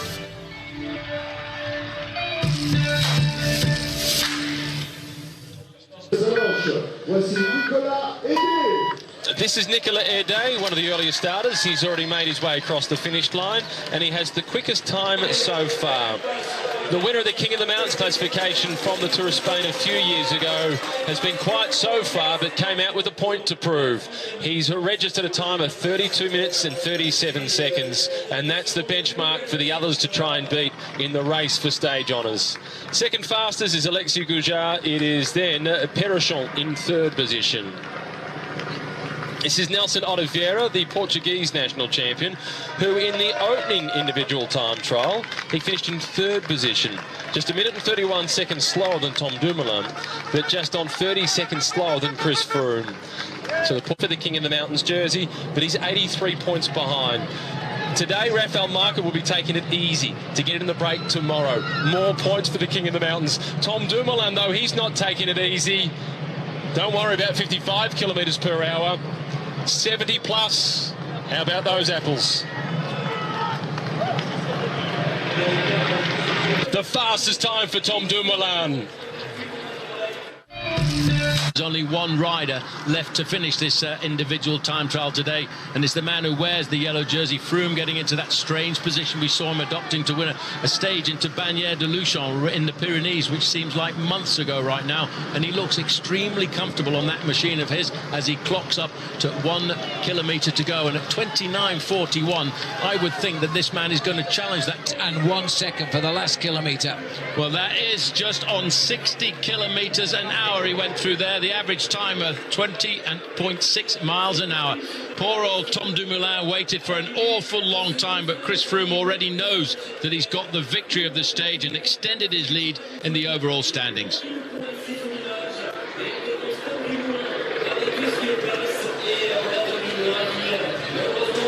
Third place on the stage for Richie Porte. Well, fourth place, sorry, Fabio Aru in third, both at exactly the same time. Brilliant performance by Romain Bardet to get fifth, Jon Isagir in seventh. Louis Meintjes, the South African, in ninth place, 1:08 back, but that will keep him well in the top 10 in the overall standings. And Nairo Quintana, I think, improving a little bit down towards the end to get himself up there too. In the general classification, Mollema has held on to second position, but he's now out to 3 minutes and 52 seconds behind. Yates has held on to third. In fact, the top six have not changed. It's then Nairo Quintana, Romain Bardet, Richie Porte, Fabio Aru, Alejandro Valverde. Louis Meintjes has climbed up to ninth position, and Dan Martin has slipped to 10th.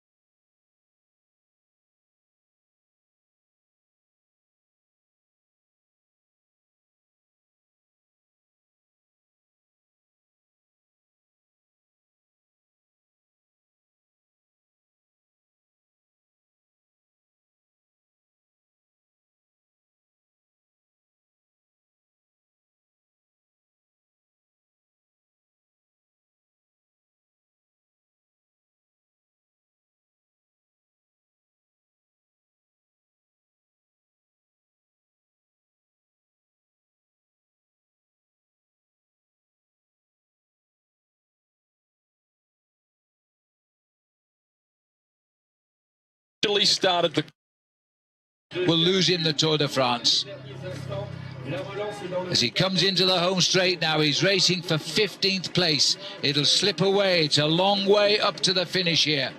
Yeah, well, Phil, don't count him out quite so far away from Paris, because the next individual time trial is a mountain time trial, which could give him the advantage over Chris Froome. I love your optimism, Paul. As we watch here, Tom Dumoulin's time get well to the better of 3 minutes and 7 seconds, conceded to Quintana, by Quintana.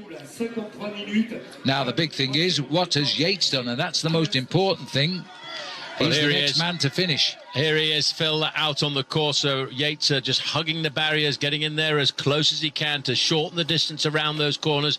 Once again, once the pain and the speed starts to drop away, gets out of the saddle, forcing himself to find every last little bit of energy. Well, Mollema has climbed over Quintana in the overall classification with that ride. Bardet will not have improved. He's slower than Quintana. Well, enjoying an early tea, I think, Tom Dumoulin, because he knows now he must be worried about Froome, because Froome was only 40-odd seconds down at the last check, and if he's climbed this hill really well, he'll be very close to his time. But a quick calculation at 3 kilometres to go, I'm not sure he could get up in the time he had left. Well, it would be one of those amazing comebacks, because in fact Froome, although he's improved his position at each of the individual time checks, his time deficit to Tom Dumoulin was further and further back. At 10 seconds to begin with, then 17 seconds, then 48 seconds. And 48 seconds is an awful large amount to pull back in the final kilometre of this climb. Adam Yates continues. Remember, he's a British rider riding for an Australian team, Orica Bike Exchange. They lost their leader yesterday in Simon Gerrans, the leader on the road, the team captain. He crashed, went out of the Tour for the 3rd time in his career with a crash injury, a broken collarbone.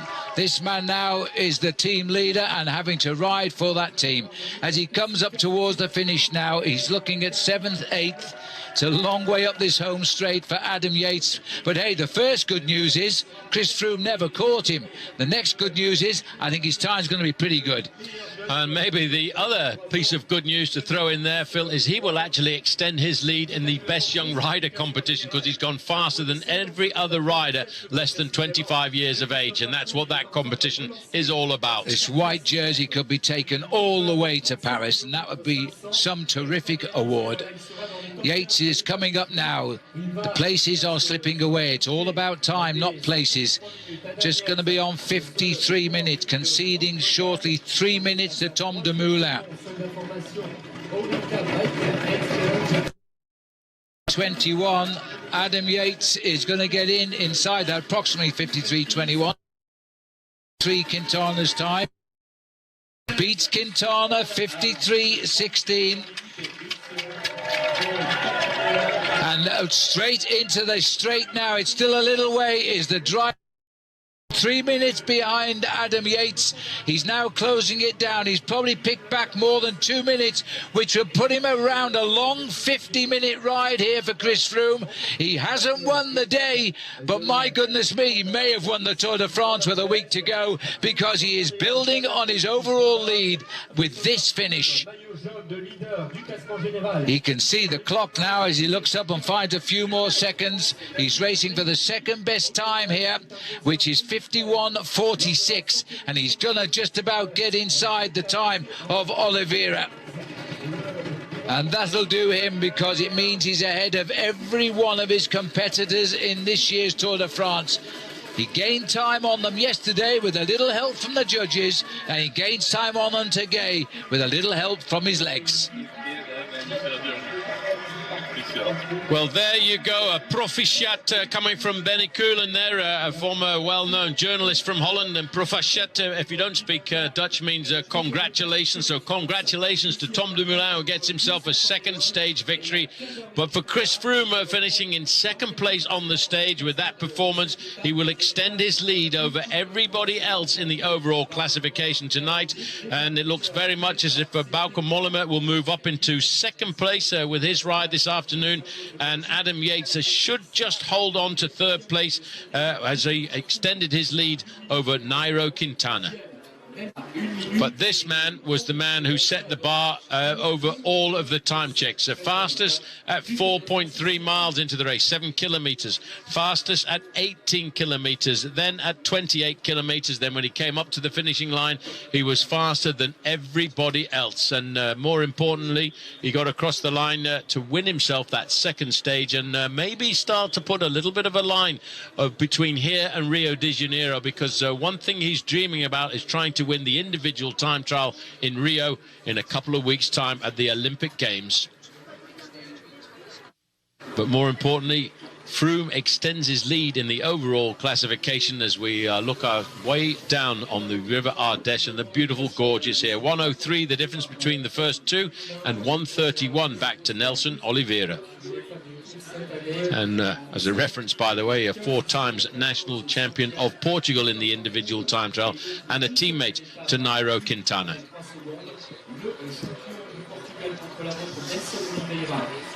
Come a victory in Andorra already on the Tour de France, but this is really what you came from, mission accomplished, a winner on the time trial.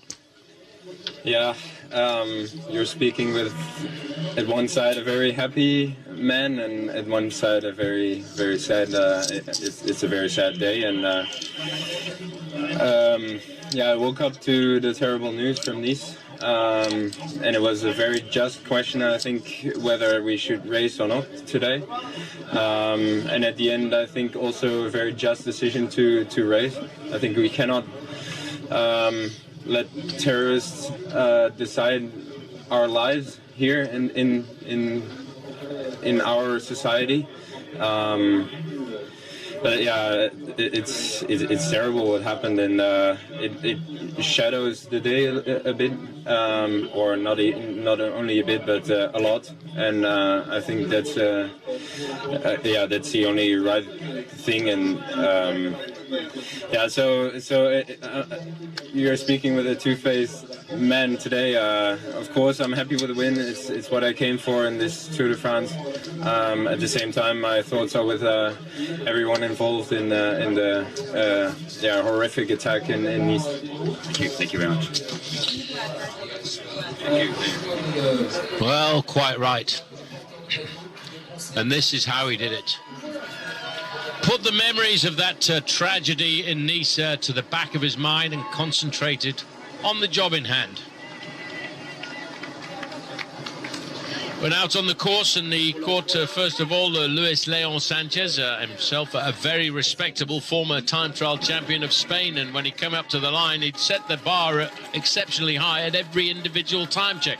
The fastest man all the way out on the course, and he went faster than Nelson Oliveira, the early leader. But setting that bar at 27.8 miles an hour, and that's around about 54 kilometers an hour, at 50 minutes and 15 seconds.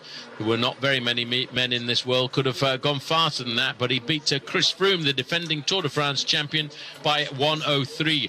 Rowan Dennis of Australia crept into the top 5 there with a 5th place, so 1:41 back, and that's a very good reference. Bauke Mollema, a brilliant ride, the best of all of the other contenders, in 6th place, and Geraint Thomas in 7th, just 2 minutes flat behind. Tony Martin, a 3-time world time trial champion, in 9th place, and Steve Cummings in 10th place at 2 minutes 24 seconds. Well, there's a situation, and it looks as though Chris Froome tonight's going to lead by nearly 2 minutes in the Tour de France after an outstanding ride, and what we must say is a collapse by the challengers in this rather short time trial of 23.3 miles or 37.5 kilometres. Well, that's the situation on the Tour de France, and what has been a very, very sad day for the world, not just for France. Let's go back to Matthew Keenan. Well spoken by Tom Dumoulin at the end of the stage. It's a bittersweet day for Tom Dumoulin. He achieved what he came to the Tour de France to achieve, but it's certainly been put into context by what happened in Nice just last night. Here's a look at the general classification. This is the general classification before today's stage got underway. So this has certainly changed, because Adam Yates is not 47 seconds behind Chris Froome. Chris Froome has extended his lead, and Bauke Mollema, with his performance today, has climbed up the general classification. In fact, there's quite a significant shuffling of the top 10. And a good performance by TJ Van Garderen today. He's moved himself up a little bit in the overall standings. Likewise, Richie Porte. Romain Bardet, well, he fought well in the time trial, which is a discipline that he normally loses big chunks of time in. Fabio Aru, it looked disastrous at that final intermediate time check, but he came home so strongly.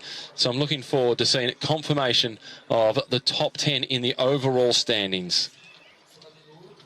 Stage result, Chris Froome was certainly the best of the men racing for the general classification, and of his nearest rivals in terms of that battle for yellow, Bauke Mollema was in 6th position on the stage, and Chris Froome managed to gap him by an extra 51 seconds.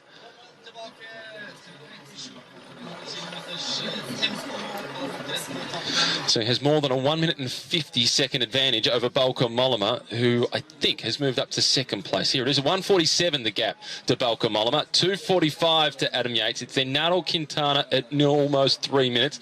Valverde, followed by Van Garderen. It's then Bardet at 4:04. Port moves into the top 10. Dan Martin is in 9th position, and Fabio Aru has slipped to 10th at 5 minutes and 16 seconds behind.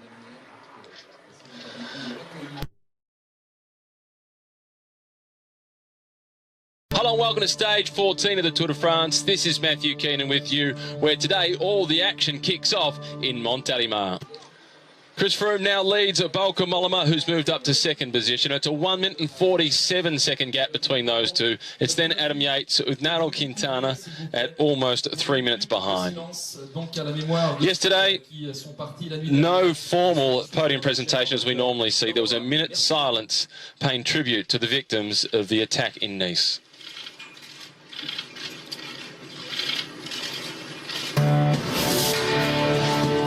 Stage 14, and as you can see from the map, it is virtually directly north, starting in Montélimar, making its way through to the Parc d'Oiseaux. A blockhead wind throughout the stage, and the last of our stages of more than 200 kilometres. 208 kilometres. In fact, the second last. There's another one to come as we go to Switzerland.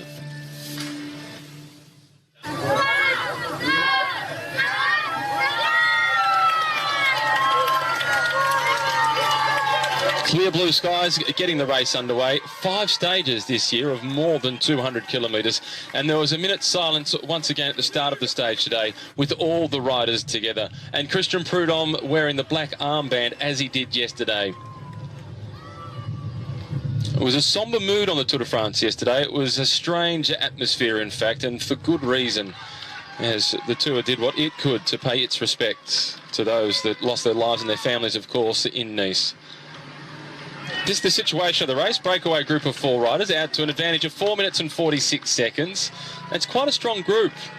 At the back of the group, this is Jeremy Waugh from the FDJ team. Just in front of him is Cesare Benedetti from Bora Argon 18. In the green colours from Cannondale Drapac, it's Alex Howes. And the most experienced in the group, number 74 from IM Cycling, the Swiss rider, Martin Alminger.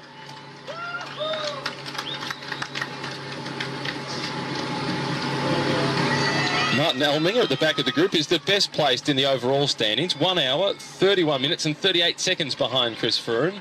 So the responsibility to contain this breakaway won't be falling to Sky and the yellow jersey holder of Froome.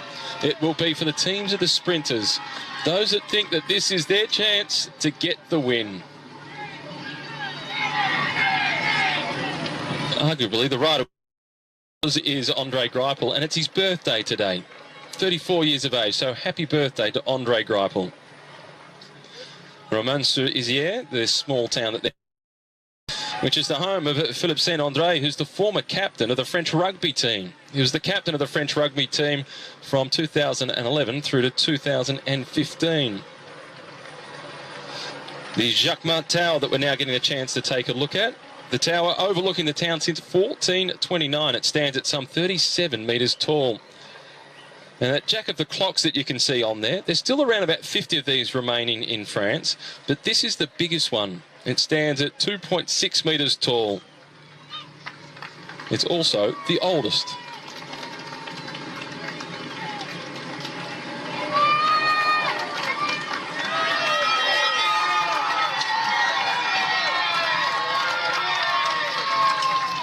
It's been a slow start to the stage because of the headwind and, of course, the accumulated fatigue of the battle that they've had over the past few days with vicious crosswinds, which have made the racing very dangerous.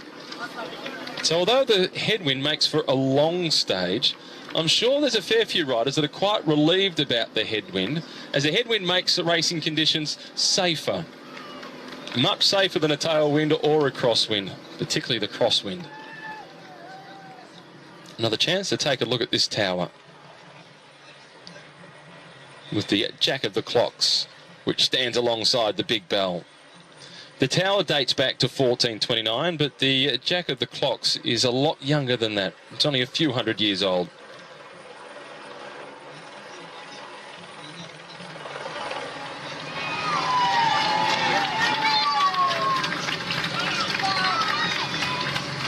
None of the riders in this breakaway group of 4 have been stage winners at the Tour de France in the past, and they know that their odds of upsetting the sprinters today are slim, but they were never going to win the stage if they just stayed back in the peloton. So this is their best chance. Benedetti at the back of the group. We saw him in the breakaway on stage 2. That was the breakaway that almost made it, when we were saying exactly what I just said. They don't have much of a chance. 33.15 kilometres, the average speed so far on the stage. Benedetti in the black colours from Bora Argon 18. He was in the break with Jesper Sturven when we saw Jesper attack his breakaway companions and get caught with just 450 metres to go. It was Peter Sagan who went on to win the stage ahead of Julien Alaphilippe.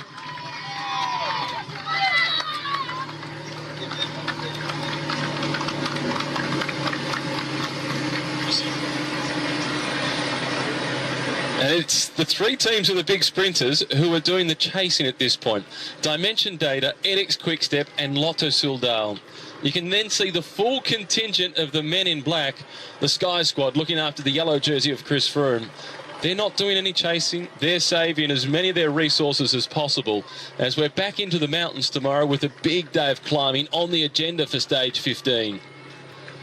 For me, he already is the revelation of this year's Tour de France. Right up there at the moment at 2:45. Now breathing down his neck. Quintana 14 seconds behind him. Verde, another 2 seconds behind that Van Garderen, then less than a minute back to Bardet, Richie Porte. So many big name riders, experienced riders, more mature at Grand Tour level, right behind him. If he was to hang on to his place in the GC, or even move up onto the podium, it would be an incredible performance. If he was to drop and finish 9th or 10th, I would still say he's had an incredible debut riding for GC. It's not his first tour, but his first go at trying to ride GC and taking it day by day. Whatever happens, he's had a fantastic tour. It's been a brilliant ride by Adam Yates, but there's plenty still to come. This is Alex Howes at the front of the race, a breakaway group of 4, almost at the top of the climb. The Côte de Fort-Échaud, 1 point up for grabs in the race for the King of the Mountains jersey. It's just a Category 4 climb. It's not really a contest. Alex Howes continues to set the tempo. Jeremy Waugh is not going to challenge, and it will be Alex Howes who gets 1 point added to his name in the race for the polka dot jersey. Well, something there for Cannondale Drapac. And he's maintained the momentum over the top. He didn't kick the clutch in, flicked the elbow as soon as he got the point. He made the statement of continuing with the pressure right at the front. This is the Chateau of Montchenu, which is a medieval chateau dating back to the 12th century and is now privately owned. And you can see the old fortress wall around the outside of it. A lot of it has been dismantled over the centuries, but the chateau itself, standing right in the middle, still looks as if it is in pristine condition. And it's probably about time to get the cover off the pool and go for a swim. 26 degrees this afternoon. Lars back at the front, followed by Natnil Bidhan. Next is Peter Vakoc. And for Team Sky, this is an ideal situation. This is a day for them almost to treat it as a recovery stage up until that last 30 or 40 kilometres where things start to intensify. Yes, a bit of active recovery, if you can call it that, for 208.5 kilometres. I spoke about the sprinter with the best and the most well-drilled team having the best chance. Now, it's not just about the sprinters and their teams. All of the GC riders we've been speaking about over the last few minutes, them and all their teams are going to be at the front because everybody will know the wind conditions here at the finish. That final 3 kilometres, the 3 kilometre rule, we've spoken about that a number of times. If you crash or puncture, you get the time of the group you're in. But if the race just splits, you lose that time. In 3 kilometres, you may not lose much. They don't want to lose any seconds. We just spoke about how close they are from 4th through 8th at the moment.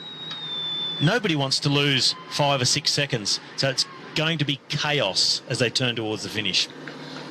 The peloton now 1 kilometre away from going over the top of this Category 4 climb. Vasily Katienka is the man at the back in the black colours of Team Sky. And they're about to start the next climb. Once they get out of this town, they're on to the next climb, which again, it's a Category 4 climb. And it's relatively short at just 2.1 kilometres. And only 1 point up for grabs in the race for the King of the Mountains jersey here. Big crowds on the side of the road once again. Martin Elminger with the bidden up, indicating he wants the team car to come up alongside him. Just drops that down for one of the spectators on the side of the road.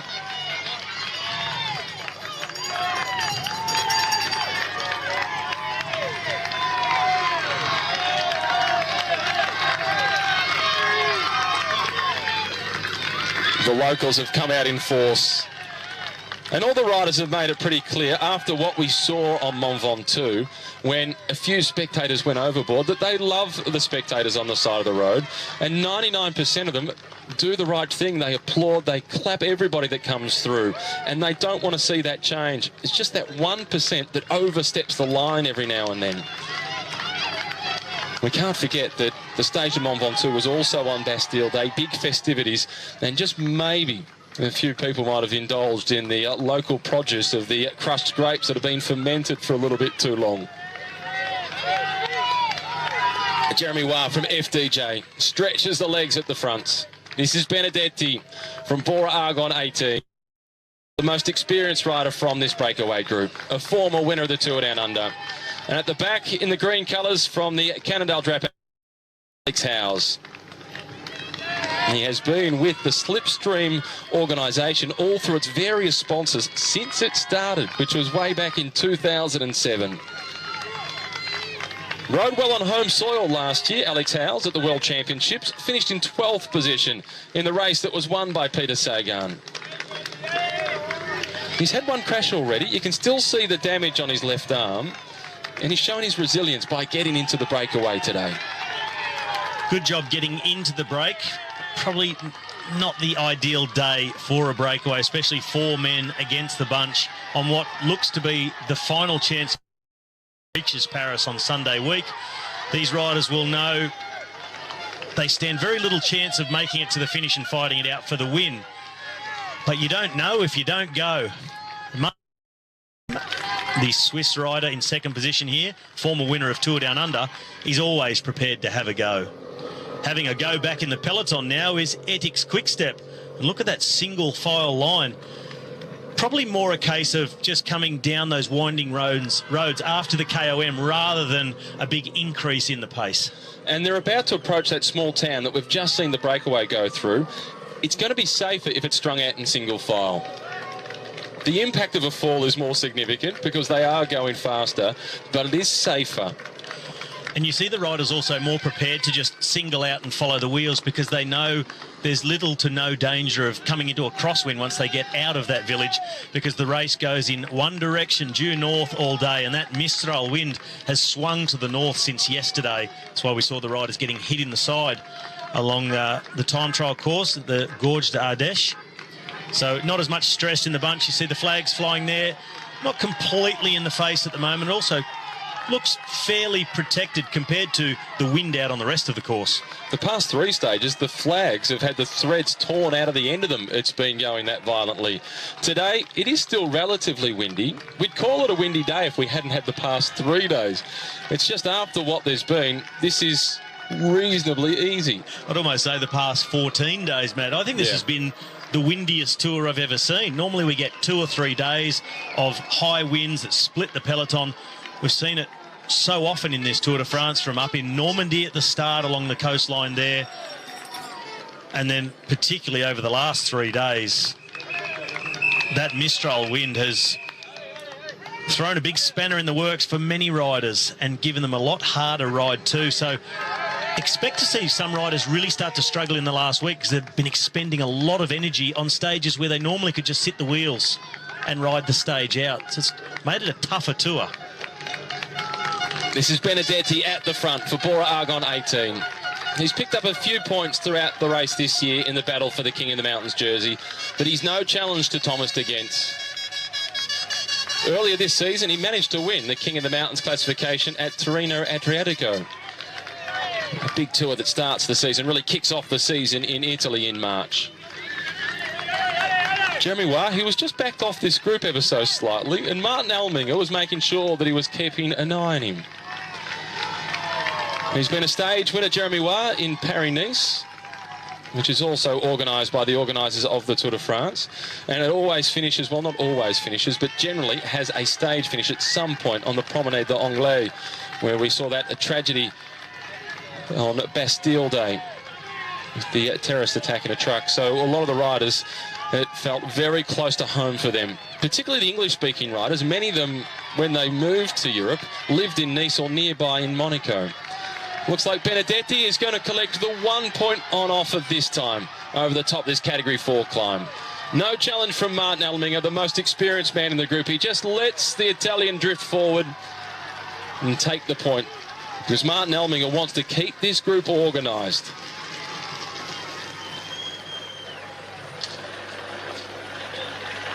Well, this that we're looking at now by Cheval, the ideal palace of Cheval, this was built by a postman, and it took him 33 years to build it. He started by just doing a small little waterfall, and then he just continued to build. He grabbed oyster shells, little rocks from all around the area that he collected throughout his day. There's snail shells in there as well. It took him 30 years to build this, and he wanted to be buried in it, but the local municipality wouldn't allow it. They said, well, you have to be buried in the local cemetery. So then he spent another 8 years building himself his own tomb in a local cemetery. This was in the latter part of the 1800s. He started building this, which he first called a source of life, back in 1879, and he continued to work on it for 33 years. It was his ideal palace. The dream place. And the building materials, he didn't go down to Bunnings or a hardware store or the building supplies to get what he used. Shells, snails, oysters and stones. All collected from the local area, the stones and so on anyway.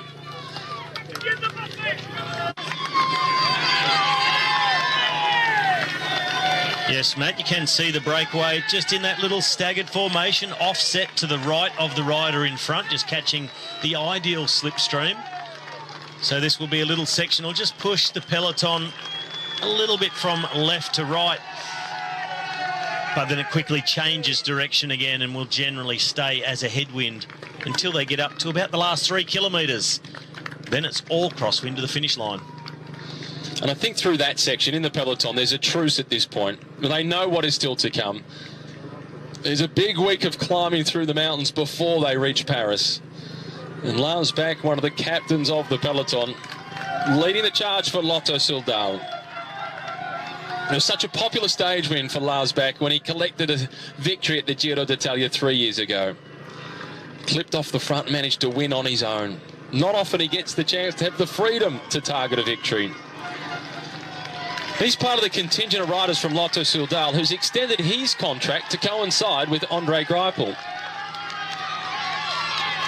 Still Jeremy Waugh on the front. We're in number 128. His best result in the stage of the Tour de France was a 3rd place finish.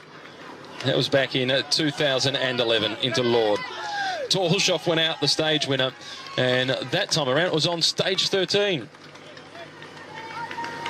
There's Julien Alaphilippe, number 182 at the back of the peloton for edX Quickstep. He won't have to do much work at the back end of today's stage, surely, for Marcel Kittel, after the fall that he had yesterday. And Julien Alaphilippe, not really one of the lead-out squad within the edX Quickstep team. Looking more for Fabio Sabatini, Ilio Chiesa, to help Marcel Kittel into position and lead the sprint out.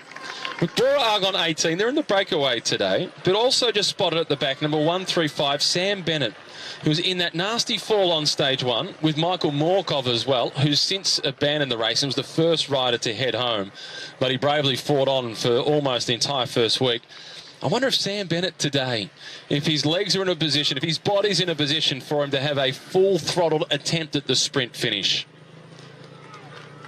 I hope so. He deserves to have his chance. I hope so for him too, because after all the suffering that he's gone through to get to this point after crashing on stage 1, it'll be a nice reward for him to get a good result, or at least just for his own confidence And to make it worth all that suffering, at least get up there and be able to have a go full throttle, even if it's not a win or a top 3, just to be amongst it again. Andre Greipel, the German national champion, one of the big favourites for the stage. The situation with Sam Bennett reminds me of Michael Matthews last year. He crashed on stage 3 and he kept plucking away, hoping that he'd recuperate and be in a position to challenge for a stage victory. He didn't quite get there, but I'm sure that whole experience has served him really well and made him appreciate even more so the stage win this year.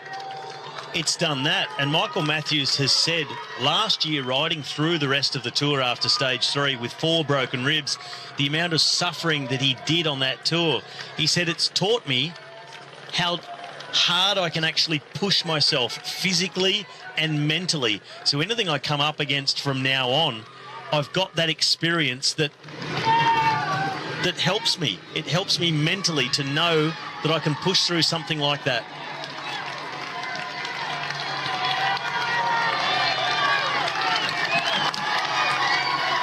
Making their way through the town of Benaron. And they are still 5 kilometres away from the intermediate sprint. Turn, but just now flicks out and lets Jeremy Roy go through. But Elmiger, no, he flicked out and then increased the pace. Here goes Benedetti from the back.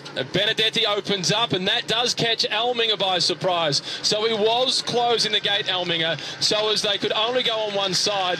That was so as nobody could do what Benedetti did and surprise him as the Italian collects. Not only surprised them from the back, but had the horsepower to keep opening the gap after he went. Elmiger saw it pretty quickly and reacted. Did not make up 1 metre on Cesare Benedetti. Good turn of speed from the Italian. You see him short, sort of stocky build. If you're going to pick a sprinter out of the 4, he's the one you'd say is man most likely. Now, the peloton are now coming to the 1 kilometre to go banner for this sprint. Not a lot of interest just yet back in the peloton as Ethics Quickstep now on the left-hand side in the blue. They look like they're bringing Marcel Kittel up. And he wants to take some points, but on his wheel in green, Peter Sagan. Behind him, Mark Cavendish. Talking of Cavendish, that's not the sign of a man who's going to pull out of the Tour de France to prepare for the Rio Olympics on the track. He's still going for green jersey points. Brian Coquard is behind Cavendish. The lead-out train for Marcel Kittel. As Peter Sagan is having a conversation with Mark Cavendish, he's looking very comfortable. Notably, Andre Greipel is missing. He is putting all his eggs in the stage win basket. Well, the others, they're just stepping out of the way and waiting for the sprint to come.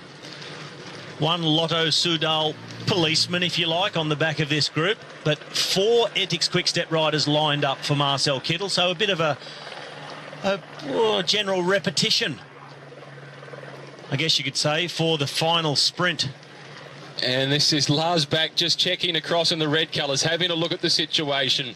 300 metres remaining. Ethics Quickstep, they start to wind things up. It's Kittel who sits in 3rd spot.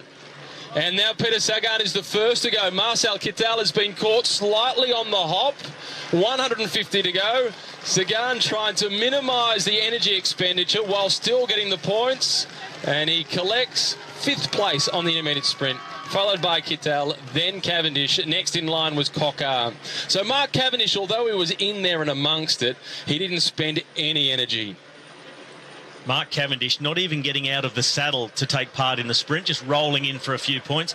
Marcel Kittel not prepared to go from a long way out, and that provided Sagan with the opportunity to get the jump up the inside and effectively box Marcel Kittel in a little bit. He knew then it's probably a little bit late, or not too late, but if I'm going to pass him, it's going to require maximum effort, which he's not prepared to do with a stage win on the line. That's what's really important.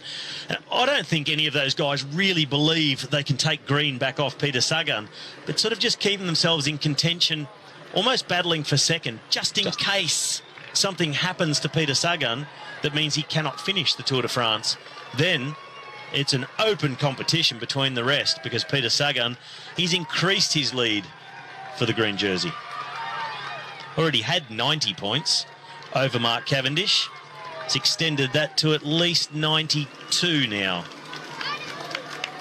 Well, they've made the most of this roundabout. It's like a natural theatre to be able to look down upon the peloton. There's Vicioso at the back for the Katusha team. Their team leader, Joaquin Rodriguez, he lost ground yesterday, which is no surprise. He was the worst performed of the riders battling for a top 10 finish. And I still thought that for Joaquin Rodriguez's capabilities in the time trial, he actually did okay. He gave 4:46. That's a lot, but I've seen him do worse in the same situation in past Grand Tours. A very difficult time trial, but if you're going to be a contender for the overall, you've got to keep those sort of losses down to around 2 minutes, I would say, at the most. And I don't believe Joaquin Rodriguez can get anywhere near the podium in this Tour de France, but possibly a top 10. And once we get into the mountains, he's in his territory. All the way past the Mont Ventoux, right towards the Bouches du Rhône before it actually gets piled out into the Mediterranean. That, by the way, just down there is the Yons Dam, Le Barrage de Yons. It's 100 meters long, and it's entirely located in the municipality of Veniervaux. And it is in fact built as a controlling dam for the levels of the Rhône. It was built in 1934. The main purpose is to direct the flow of water and control the levels into the Miribel Dam. The main field now crossing over and into the Département of Verlaine. 25 kilometers to go. There you can just see the dam over to the right hand side there. Quite an interesting dam, and it actually is also used to control the flow into the canal, which is then diverted into a hydroelectric plant not too far away from here. The EDF, Électricité de France, produces an awful large percentage of France's electricity from hydroelectric power. The Miribel Canal, which was founded in 1832, because of the fact that the Rhône River on occasions had actually created a certain amount of flooding, and that's why they decided to build this dam, as they did many other dams down throughout the length of the Rhône, just to control the level and control the flow. The dam itself, the canal itself, was created towards the end of the 1800s. Back with the leaders now, 16 seconds, and that's not much more than about 250 meters. You can see now the speed. They have lifted up the speed in the leading group of 4 riders to about 54 kilometers now. The main field, well, 280 meters is their advantage, while the peloton is hovering at just about the same speed, waiting for the moment to pull it all back together. It's interesting that it's Mark Cavendish's team who have come to the front, and they're already taking the risk. Again, you have to be very, very careful not to lay too much energy out too early on. Sitting over to the right-hand side of Cavendish, you had all the Lotto riders. They will be starting to look after their man, and that, of course, is Andre Greipel. And Andre Greipel, I spoke to his team before the start of this race, and they said, well, we do have our lead-out team well sorted out when it comes down to the running towards the finish. And one of the integral parts of the lead-out for Team Lotto is Greg Henderson. As you get a chance to see what a beautiful region this is region number 01. And every region in France, every department in France, every 101 of them has its own little number. And this one, of course, is the first number on the list, 101. Number 01, sorry.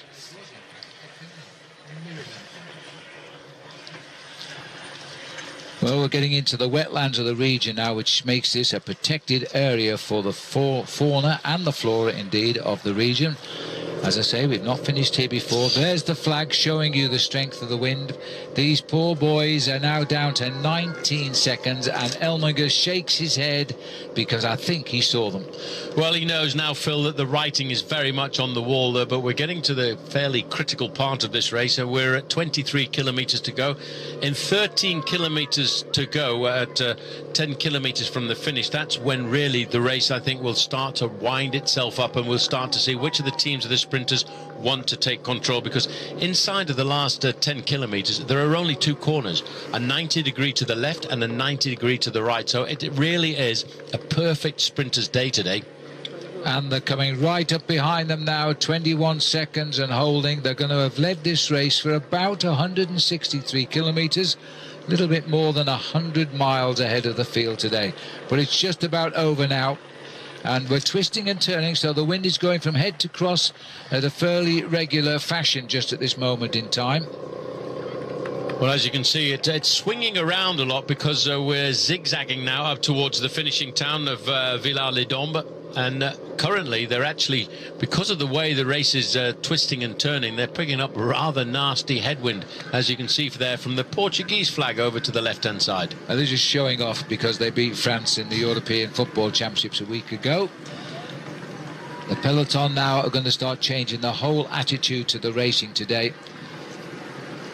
Well, just the information that we were picking up, Phil, from all of the teams of the sprinters at the start, they all realise how important it is to have a solid lead-out train down towards the end. You've got team dimension data over on the right-hand side. They're all looking after Mark Cavendish, but one of the best lead-out squads over the last few years has been Team Lotto, and they will be looking for a 5-man lead-out with Marcel Seeberg to lead out early on, de Boucher, Roland, and Greg Henderson, the last man to lead out Greipel. Almost over for the leaders, Jens Voigt, but the wind is very hard. Can you explain how it is? Because you've ridden the Tour in conditions like this. Well, we also had the chance this morning to ride the last kilometers of the circuit. So there's a 90-degree turn a little bit after the 6-kilometer mark. And then that leads for 2.5 kilometers into some really strong crosswind. So it is very, very likely that the peloton is going to split up there. So like Christian van der Velde said before, it's going to get a little hairy to get into that corner in a good position in the first place. But in between 3 kilometers to go and 5.5 kilometers to go, that is such a crucial part of today's stage. Basically, the whole stage is going to be decided in this part in the crosswind. So having a good, strong team and a whole lot of riders together with you, it's definitely going to help you. And there I see the advantage for people like Kittel having the strong and experienced team for this behind them. Wow, well, I'm excited about that, and I must be honest, it looks about 15 kilometers to that little change of direction at the moment, and they're still doing their best not to catch these 4 riders as they continue to lead. But it'll be that left-hand turn. We're looking at the diagram on our running books at the moment. It's a long, straight road, very acute angle. It's going to be a tough crosswind there. Well, the complicated thing is, yes, it's just about exactly on 6 kilometers to go to the finish. There's that 90-degree turn to the left. But not only the sprinters will be trying to get well positioned there, Phil, the overall contenders will be trying to stay at the front of the pack. Well, okay, just 10 seconds is the gap of the 4 leaders. I mean, in the main field there, you can almost put your hand out and put it on the back of the 4-man breakaway. I'm a little surprised, though, to see, just sitting at the back here, number 164, because he's one of the guys I was talking about as being an integral part of the lead-out for André Greipel. That was Jens de Boucher. Maybe he's going to scramble up to the front in a short while and try to get himself in a position for that lead-out, but they can still always count on the big Marcel Seeberg. He's 1.98 meters tall. He's the tallest man in the Tour de France, and that, in old money, is 6'6". 21 kilometers, and that's going to take these guys now, when you factor in the weather and the wind conditions, it's going to take them about 25 to 26 minutes to get to the line. You can see the average speeds between the main field and the peloton. They're only separated by around about 150 meters, but they've definitely turned it off in the peloton. Just having a look over to the right hand side, you can see the red jerseys. Left hand side is the white and black jerseys of Dimension Data. Here's one of the little turns, but it's not really critical until they get to that left-hand bend at 6 kilometers to go. And then we will see a massive acceleration in the main field, coming from the sprinters teams, but also coming from BMC and Van Garderen and Port Duo, from Team Sky, looking Movistar, looking after Nairo Quintana, because if they really put the hammer down at that point, we could see a similar situation to the situation that occurred on the road into Montpellier a couple of days ago, where even the leaders get caught out and lose some time. But now it's eyes down for the sprint kings of the Tour de France. The players or the teammates now setting the pace. There's the right-hand sweeper. Katusha really have confidence now in Alexander Kristoff. They've got 4 riders up there, and Bosenhagen is up there as well for dimension data for Cavendish. Yeah, but not far away. There's the 3 kilometres to go, Bennett. No more corners. It's pretty much a straight run into the finish line now, and Team Katusha are taking control of the peloton over on the right-hand side. But just look behind them, a little bit further back, the black and blue jerseys. They're all communicating Etixx Quick-Step. They're waiting to get their lead-out train organised, but waiting till the final few kilometres. Mark Cavendish is in there as well, near Bosenhagen, his teammate in a different coloured jersey, is champion of Norway. The black jerseys, they're looking to try and take Brian Cockar on the left of our picture. There's a lot of movement now. Riders are off the road here. Well, they've got back on it, but look at all the places. I wasn't sure whether it was or not. It was because he's wearing the green jersey and the grey shorts. He's gone to the fashion police this afternoon. Well, it looks like he's still there to me, Paul. There you go. I'll agree with you on this one. Well, thank you. But it looks so much like him because of the grey shorts, but certainly it's very difficult to catch out Mr. Sagan. Well, I would have thought he'd put him on the grass, he'd come off ahead of the race. He's that good riding a bike. But the wind is hurting all of the riders here. Just being tailed off the back is Wilco Kelderman. He'll lose time. He was amongst the overall boys for a top 10 finish in Paris. A lot of concern there now. Etixx getting control of the race, though, for Marcel Kittel. Well, this is one, I would think, probably the best lead-out train. We talked about them a couple of days ago, how well organised they were. Once they get up to about 3 kilometres to go, we'll start to see the real serious line-out, as we're now inside of 1.7 kilometres. It won't be very long now before we start to see coming to the front Tony Martin. There he is in second position, Phil, just waiting for the moment to wind it up. He knows exactly what he wants to do. And once Tony Martin has done his long term, then they'll throw it over to Maximiliano Ricchesi, who in person is a very good sprinter in his own right. And the last man, hopefully, if everything works out well for Etixx Quick-Step, it will be Fabio Sabatini to do the final lead out. But now Lotto takes control on the left. And they've washed away Kittel, who's on the last blue rider on the right there, and he's lost a lot of space as they come to 1 kilometre. Well, that was pretty aggressive as they came up to the line. There was a few changes of direction. I think it was a fairly regular sprint, though, but Marcel Kittel put his hand up to complain about the movement from Mark Cavendish. I think that was just general moving in the main field, but obviously, Phil, as we look at that, these are all the top men. That's Cavendish there, Kittel with his hand up, and Peter Sagan throws for the line. And in the other white jersey, nice. John Degenkolb. Nice to see him back. How nice was that? Hey, nice one. Nice one. Again. Well, just take a look at this here. That's Kittel going for the line. Cavendish breaks over him. Now, when the camera caught, Cavendish moved, but there's nothing wrong with that. Well, difficult to say. Obviously, Marcel Kittel not happy with that. Cavendish moves slightly to the middle, then back over to the right-hand side, and he's got 4 fingers up there for 4 victories. But really nice to see getting up there John Degenkolb. Just a quick look there. I think John Degenkolb got up there in 4th or 5th position, and it's nice to see him back. When you know the story behind his performance, being knocked off, almost losing a finger, almost losing his life in a very nasty accident at a training camp in the southern part of Spain in the early part of the year.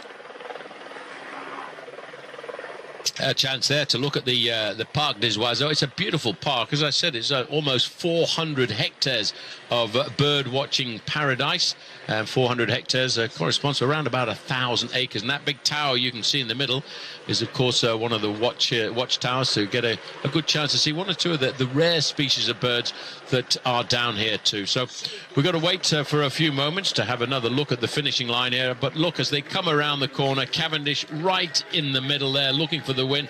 It's Degenkolb in the white jersey trying to get there, and it's so great to see him back. Sagan comes right up through the middle, and I'm just, well, second, third and fourth, you'll have to go to the photo. Let's have a look here from the side.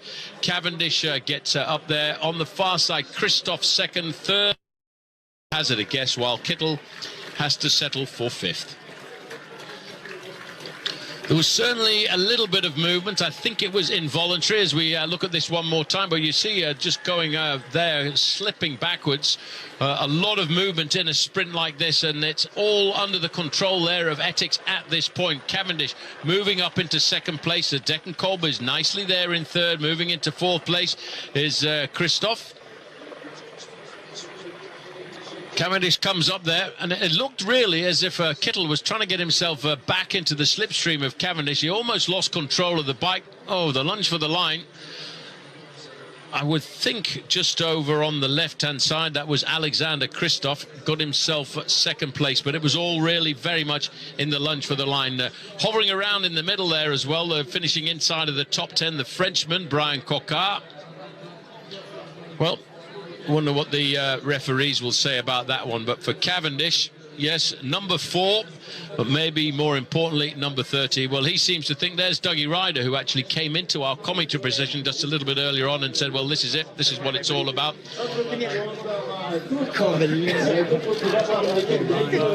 Cavendish was going almost 2-1 of Marcel Kittel as he went by him.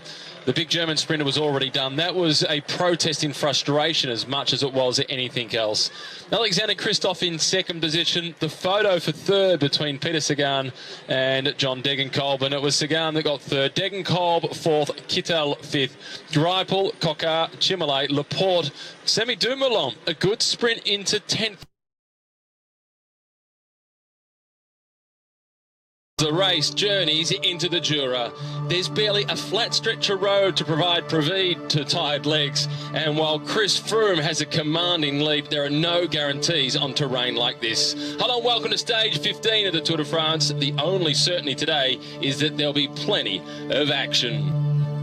Starting in Bourg-en-Bresse, making its way through to Toulouse, it's 160 kilometres. There are 6 categorised climbs on the stage, but there's 10 climbs in total. They get a few bonus ones. And it includes the outside categorisation climb of the Grand Colombier. They descend down to the finish line and then back up the Grand Colombier again, but not all the way to the top, before descending through to the finish itself. Welcome to stage 15 of the Tour de France. Matthew Keaton with you, joined by a man who's won 12 stages in the race, 3 green jerseys. Robbie McEwen, we're into the mountains. We're not talking about the green jersey today. Today, it's all about yellow. It's all about the fight for yellow. It's all about the big GC contenders and the climbers. But don't speak too soon, Matthew, on saying we're not going to talk about the green jersey, because the man wearing it, Peter Sagan, he's full of surprises, and I wouldn't be overly surprised if he pops himself into a break early on in this stage. But it's not realistically a stage he's going to win. But never say never with Peter Sagan. He may well try and get in the breakaway, because there's only 3 mountains to get over before the intermediate sprint, and he's had his margin narrowed. It's now down to just a 62-point advantage over Mark Cavendish, which actually can be wiped away pretty quickly. Inside one intermediate sprint and one finish could effectively put Cavendish in green. I don't expect it. Inside the last 30 seconds before they roll away, 10 minutes neutral, then the flag will come in, and then the racing will really be on. Chance to look down upon this beautiful monastery, the Church of Saint Nicolas. Bourg-en-Bresse hosting a stage start, and it's hosted plenty of finishes of stages in the Tour de France before, often ones that have proved to be decisive. The last 10 seconds. And there is the green jersey, Peter Sagan, alongside Chris Froome, the overall race leader.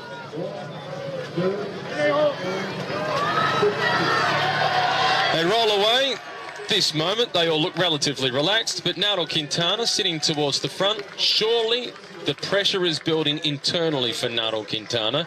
Everybody has been expecting the attacks to come from the great Colombian climber, but he's yet to deliver any major punch. He hasn't really landed anything on the chin of Chris Froome. Not yet, but at this point in the race last year, he also hadn't landed anything on the chin of Chris Froome. It all happened in that last couple of days. We're still a week away from Paris, but now is when it's got to start happening, because Nairo Quintana, he knows last year, he probably started risking it a little bit too late, making those big attacks and finally taking time. Had he started a little bit earlier, he may have been able to crack Chris Froome. But I wonder if his confidence is up to it, because he tried on the Mont Ventoux and he got dropped. He said he made a mistake and he went too soon. Thomas de Gendt in the King of the Mountains jersey. He must go in the breakaway today. He must. And he's starting on the front row because he's wearing that jersey. And even if he was second in that competition, I'm sure he'd be starting on the front row, or at least right tucked in behind it, ready to go again. And he knows that if he can get in the break today and Rafael Maker doesn't, he could effectively wrap up the King of the Mountains jersey on today's stage. There are so many climbs on offer. But he says, you know what? I want to have a man-against-man battle with Maker. I'm happy if he tries to go up the road because I'll go too. I'd like to race for it. What's happening here with Chris Froome? He's just gone a little bit further forward.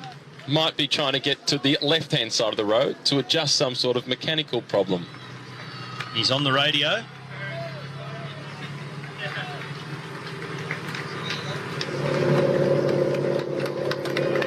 Seems to be having a bit of computer trouble. Might have to dial a geek. And hopefully he's got that all sorted out. Here's Geraint Thomas towards the front for Team Sky. He will be so valuable today, Geraint Thomas. It's one of those stages where it's quite possible that Chris Froome will need to use up every single resource he's got, every teammate, Thomas, Henao, even early on, Rowan Stannard, to try and control the attacks, make sure nobody dangerous on general classification slips into a breakaway. But Rowan Stannard, I think we'll find them pretty quickly dropped on a stage like this. All depends on how aggressive it is right from the start and who gets into the moves and how quickly it calms at the peloton. And here's a smiling face at the front of Mark Cavendish. And lucky he passed maths at school because almost need a degree to count up as high as he needs to count the stage wins he's amassed in the Tour de France. 30. Okay, making it sound more complicated than it is maybe, but let's just say that's a lot of wins. That's a lot of victory salutes. Well, he's run out of fingers and toes to count with, so he's had to go in multiples of 10s now. It is extraordinary. 184 starters on the grid today in Bourg-en-Bresse. 185 riders finished yesterday, but Jens de Boucher, the Belgian rider from Lotto Soudal, as we see one of his teammates, Marcel Seeberg, come to the front, he crashed heavily with Matty Breschel, who abandoned the race, but Jens made it to the finish, but he hasn't made it to the start today. No, and he's got a fractured shoulder blade is the diagnosis, and a deep cut on his knee as well. So the Belgian is out of the race, but just a sign of how tough these guys are. Got back on, finished the stage with a fractured shoulder blade, a deep cut right on his knee. I love this map of France, and the yellow, the Jura, that's where we are right now. And also down in the corner there, Nice. And of course, here in France, officially 3 days of mourning in the country, and a lot of support going out to the city of Nice and the people of Nice. And stretching to have a look to see if he can spot it. That was Fabio Sabatini from the edX Quick-Step team. Did the lead-out job yesterday for Marcel Kittel, who had to settle for minor placing, and he was understandably disappointed. More on that in a moment. Who goes first? Luke Rowe, the policeman at the front for Team Sky. The Tour director, Christian Prudhomme, is just about ready to take the flag away and let racing get started.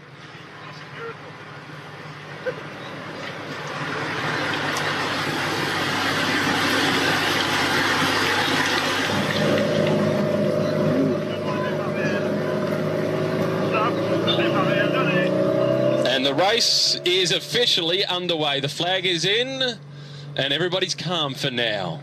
But for how long? Andre Greipel yesterday celebrating his 34th birthday. He moves to the front in the white colours as the German national champion.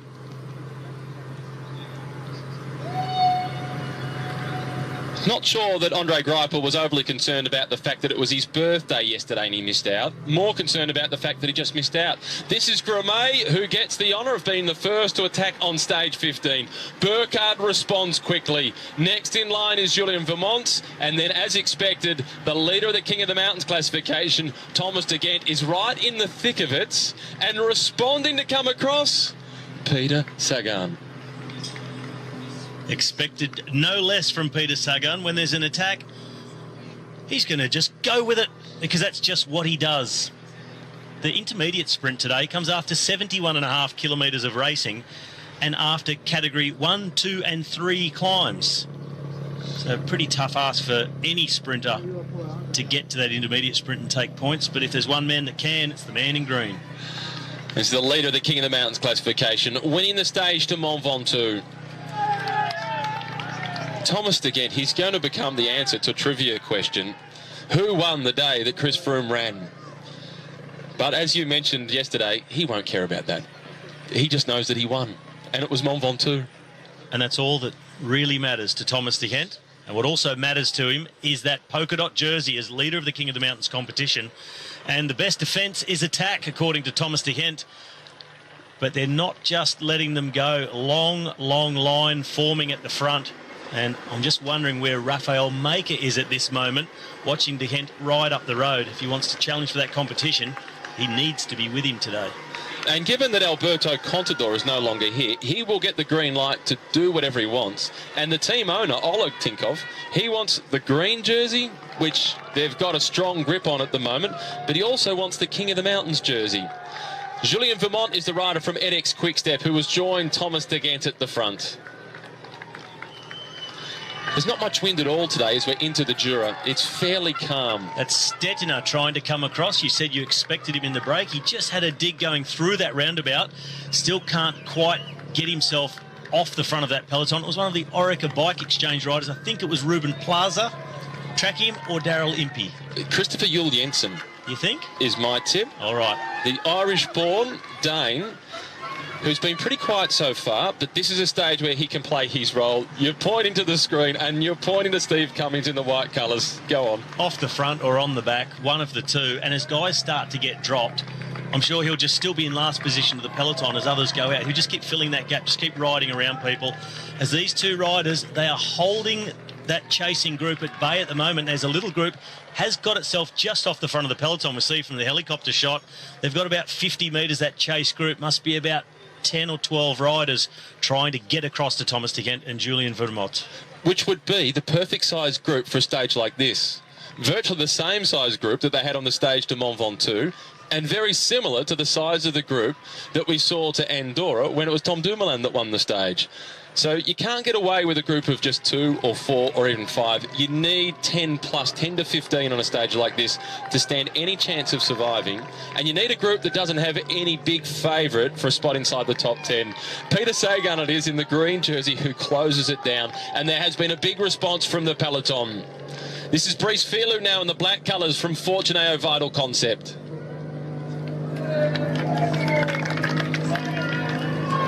And it looks like Thomas De Gendt's move is going to be in vain because everything is coming back together, albeit in a almost fracturing single file line. Yesterday's stage winner, Mark Cavendish, the debate still rages. Is he going to go all the way to Paris or is he going to pull the pin with the view of the Olympic Games? His team director, Roger Hammond, has said, we're focusing on trying to get him to Paris because there's 2 more stages that he can win. I spoke to him last night.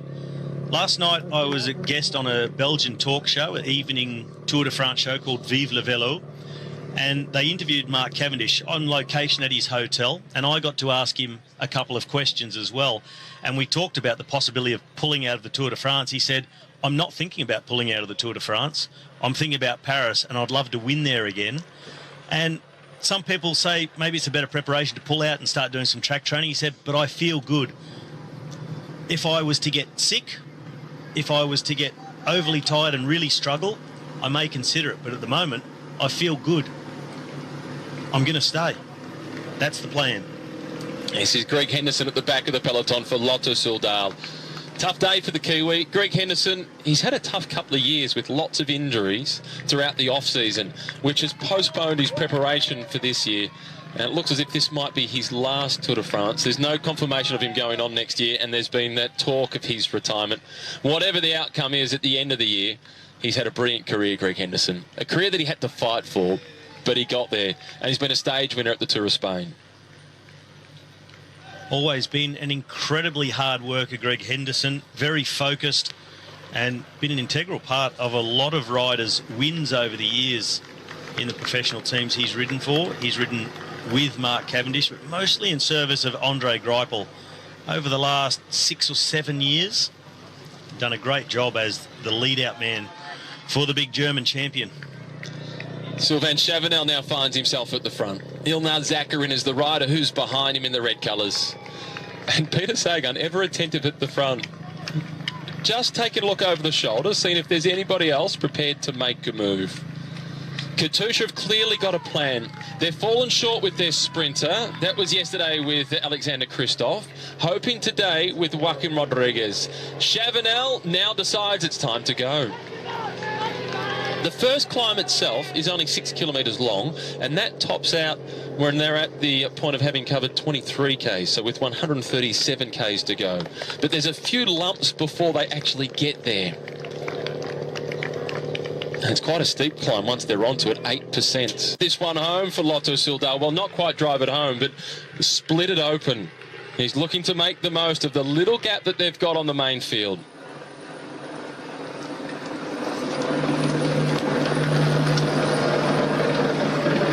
And they're still 2 kilometres away from officially starting the first climb of the day. This is the second hill of the stage, and it was a hill that went up, very short descent, and then kicked up again before a sharp little descent to the foot of the first climb, the Category 1. Tony Gallopin running out of time to build much of a buffer before they get onto that Category 1 climb. Once they get onto that climb, it's 2.3 kilometres until they get to the bottom of the climb. Team Sky would really want things to start to settle down. So would the sprinters. All be hoping that a break that is containable gets established. This is the first group that is now losing contact, and Lee Howard in the white colours is amongst them. Well, Gallopin, he is opening up the gap. 2 riders trying to come across. Navadauskas is one of those, an AG2R rider, but behind them there was still more reaction coming from the peloton. So Tony Gallopin, the only one so far to get a gap to speak of in this stage, but I'm sure he'd rather be out there with a few riders rather than just on his own. He has been a stage winner in the past. He's had a brief stint in the yellow jersey. And we've seen a fair bit of his uncle, Alain Gallopin, in the team car as one of the sports directors for Trek Segafredo. And today their big hopes rest with Bauke Mollema, who very quickly is becoming the closest challenger, the real rival. Strong on the stage to Mont Ventoux, Bauke Mollema. He bridged across to Froome and Port. And he was also the fastest to get himself up off the ground, grab his bike and keep moving towards the finish line, bike and all, as opposed to Chris Froome, who was wearing out his cleats, and I'm sure they bolted on a new set for the next day after that couple of 100 metres on foot. Is Gallopin still eking out that gap, and those 2 riders starting to get a small gap over the peloton? We're heading towards the Swiss border, and we're in the Jura Mountains at the moment, in the department of the Ain. And this is the beautiful river that runs some 200 kilometres, and it's got its source back in the Burgundy region.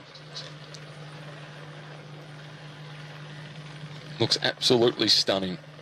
So too does the road alongside it. Beautiful roads these for cyclo-touring as well, not to race, just to go and enjoy riding. And once we get to the Grand Colombier and then the Lassettes to the Grand Colombier, the last 2 climbs of today's stage, you're going to see Mother Nature at its very best. The switchbacks on that final climb are breathtaking. And that's exactly what Lassettes means, all those hairpin turns. Remember, last year the riders tackled the Lassettes de Montvernier with its 18 hairpins in 3.4 kilometres. Maybe not quite as many hairpins on the Lasset de Colombier, but certainly spectacular in its own right. A little tough at the back of the peloton. Tony Martin across on the right-hand side there, number 185 in the blue from Ethics Quickstep. Thomas de Gent, well, he has met his match so far, trying to get in the break, but now it's a teammate, Tony Gallopin, who is off the front. So de Gent decided to roll the dice right from kilometre 0, try and get a gap before they hit the first big climb. But now down the back, and not not in a position now to get himself into the break unless he has a very swift recovery.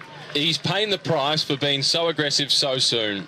Navadauskas also dropping back on the right-hand side in that white jersey of the Lithuanian champion. Tony Galibier fighting to get this gap, but the peloton not prepared to let anybody ride off on their own. Too many riders trying to get themselves in the break, jump across, and just stretching out of the front. I spotted Serge Paul is at the front there from Dimension Data, second on the Mont Ventoux stage. This is Reinhard Jensi van Rensburg at the back. One of the riders who was supporting Mark Cavendish yesterday. Lars Bak is slipping the wrong direction. De Gent in trouble in the polka dot jersey. Yesterday's birthday boy is there, Andre Greipel. This is where they need to get themselves organised, as the former winner of the race, Vincenzo Nibali, is now coming through to the front. Alberto Lasada is the rider behind him in the red colours from Katusha. We spoke about it just before. What should Nibali be doing in this race? Should he be staying with Aru? And I said it, Vincenzo Nibali should be able to decide for himself what he thinks is best tactically, and also for he himself. And honestly, back in the bunch, there's not much he can do there for Fabio Aru, particularly in the first 3/4 of the stage. Why not get in the break? And he thinks exactly that. Vincenzo Nibali, followed by Serge Pauls. It is then Alexei Villimos. Alberto Lasada is next in line from Katusha. They've now officially started the climb. 6 kilometres to the top. Serge Pauls, second on the stage to Mont Ventoux behind Thomas de Gent. He's recovered a little bit better than the leader of the King of the Mountains classification. Villimos, a stage winner last year to the Mur de Bretagne.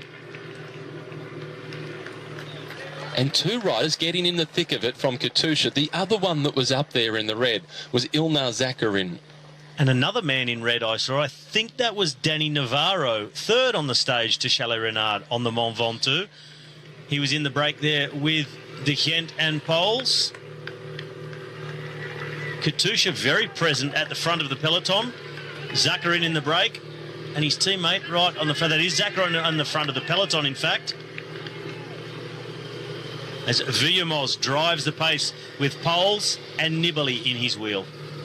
Crunch time for this group to get away. FDJ coming across. Surely that is Sebastian Reichenbach, as the reaction is coming from Rafael Majka, who's trying to bridge across. He has bided his time. He has not been lured out by Thomas de Gent early on the stage. Majka running second in the King of the Mountains competition. And now he said, I'm going to wait till it's the real deal, and then I'm going to go. Majka, he's the man who will make this break work. If he's got any chance, Majka is the one who's got to go to the front and try and split them away from the peloton. That's where he's going to pick up his points. That's where he can win the King of the Mountains today. A big move, Rafael Majka, as we look at this viaduct that was built in 1872. And it was a strategic point throughout the Second World War, but it was blasted away on the 12th of July 1944, and it took 2 years to rebuild it. It is part of the TGV line, but they've got to slow down to go across it to just somewhere between 80 and 120 kilometres per hour. Tony Martin going out the back, so too Robbie Wagner, the former German national champion. Life is tough at the back. This is Borat Bozic now from Cofidis. Adashiro from the Lamprey team, the German national champion. Meanwhile, at the front, it's the Polish national champion, followed by the climbing Villimos. Very good climber, Alexei Villimos. Formerly a very good mountain bike rider. A good, handy climber, not a pure climber. We saw his explosive climbing power on the Mur de Bretagne last year, where he jumped away from the peloton and won solo. It's Andre Greipel. He's almost at sprint intensity, just trying to make sure he gets into that group, the gruppetto. Here's Mark Cavendish. So really starting to form now the usual suspects off the back on the first climb of the day. They'll all get together and just set their pace, make sure they're inside the time limit. Well, these are the days that stand between Mark Cavendish making it onto the Champs-Elysees and trying to win there again, as he did in 2012. Lee Howard, Bernard Eisel. So the gruppetto forming really quite quickly. It's over the first couple of weeks in the mountain stages that there's a bit more of a fight. It takes a lot longer for that gruppetto to form. Get into the last week of the tour, it happens a lot quicker. Everybody knows the drill. They know it's getting too hard, get together, and they haven't got much choice. It just happens naturally. It's just physical. It's not what they want, it's just what happens to them. It is because it is. Rafael Majka. As is this. We've seen him on the attack in the mountains so many times over the past few seasons in the Tour de France, winning mountain stages, winning the mountains jersey, and that is what he has his mind on today, taking it back from Thomas de Gent. This is Michael Albacini from the Orica Bike Exchange team. He wants to fight to protect the white jersey of Adam Yates. I still saw a green jersey in that peloton as well. Peter Sagan getting over the first Category 1 climb with the peloton. Lots of Colombians on the side of the road. They're hoping for some big attacks this afternoon from Nairo Quintana. It needs no conversation, just the nod of the head. That's the international for we're a team for now. And the pole just making sure the Russian knows what he expects of him over the top of this climb. This is Steph Clement now, who's come to the front for IM Cycling, followed by Serge Pales. It's then Vincenzo Nibali. This is the second group on the road, and it is an enormous group. George Bennett is down towards the back of that group, I think, from the Lotto NL Jumbo team. Roman Sikar is certainly here from Direct Energy. So too Jerome Capel, Thomas Vockler at the back, and now Vincenzo Nibali. He knows this group is too big, so he's trying to bid across to the 2 leaders. I was just going to say, when I saw Nibali looking around, he knows he needs to get away because this is too big a group, and he's at least going to have to split it on the descent to try and go across to these two. But he's not even waiting for that. And if anybody can split it on the descent, it is Vincenzo Nibali. 10 points in the race for the King of the Mountains jersey for Rafael Majka. He's still in second position, but he's now just 3 behind Thomas de Gent.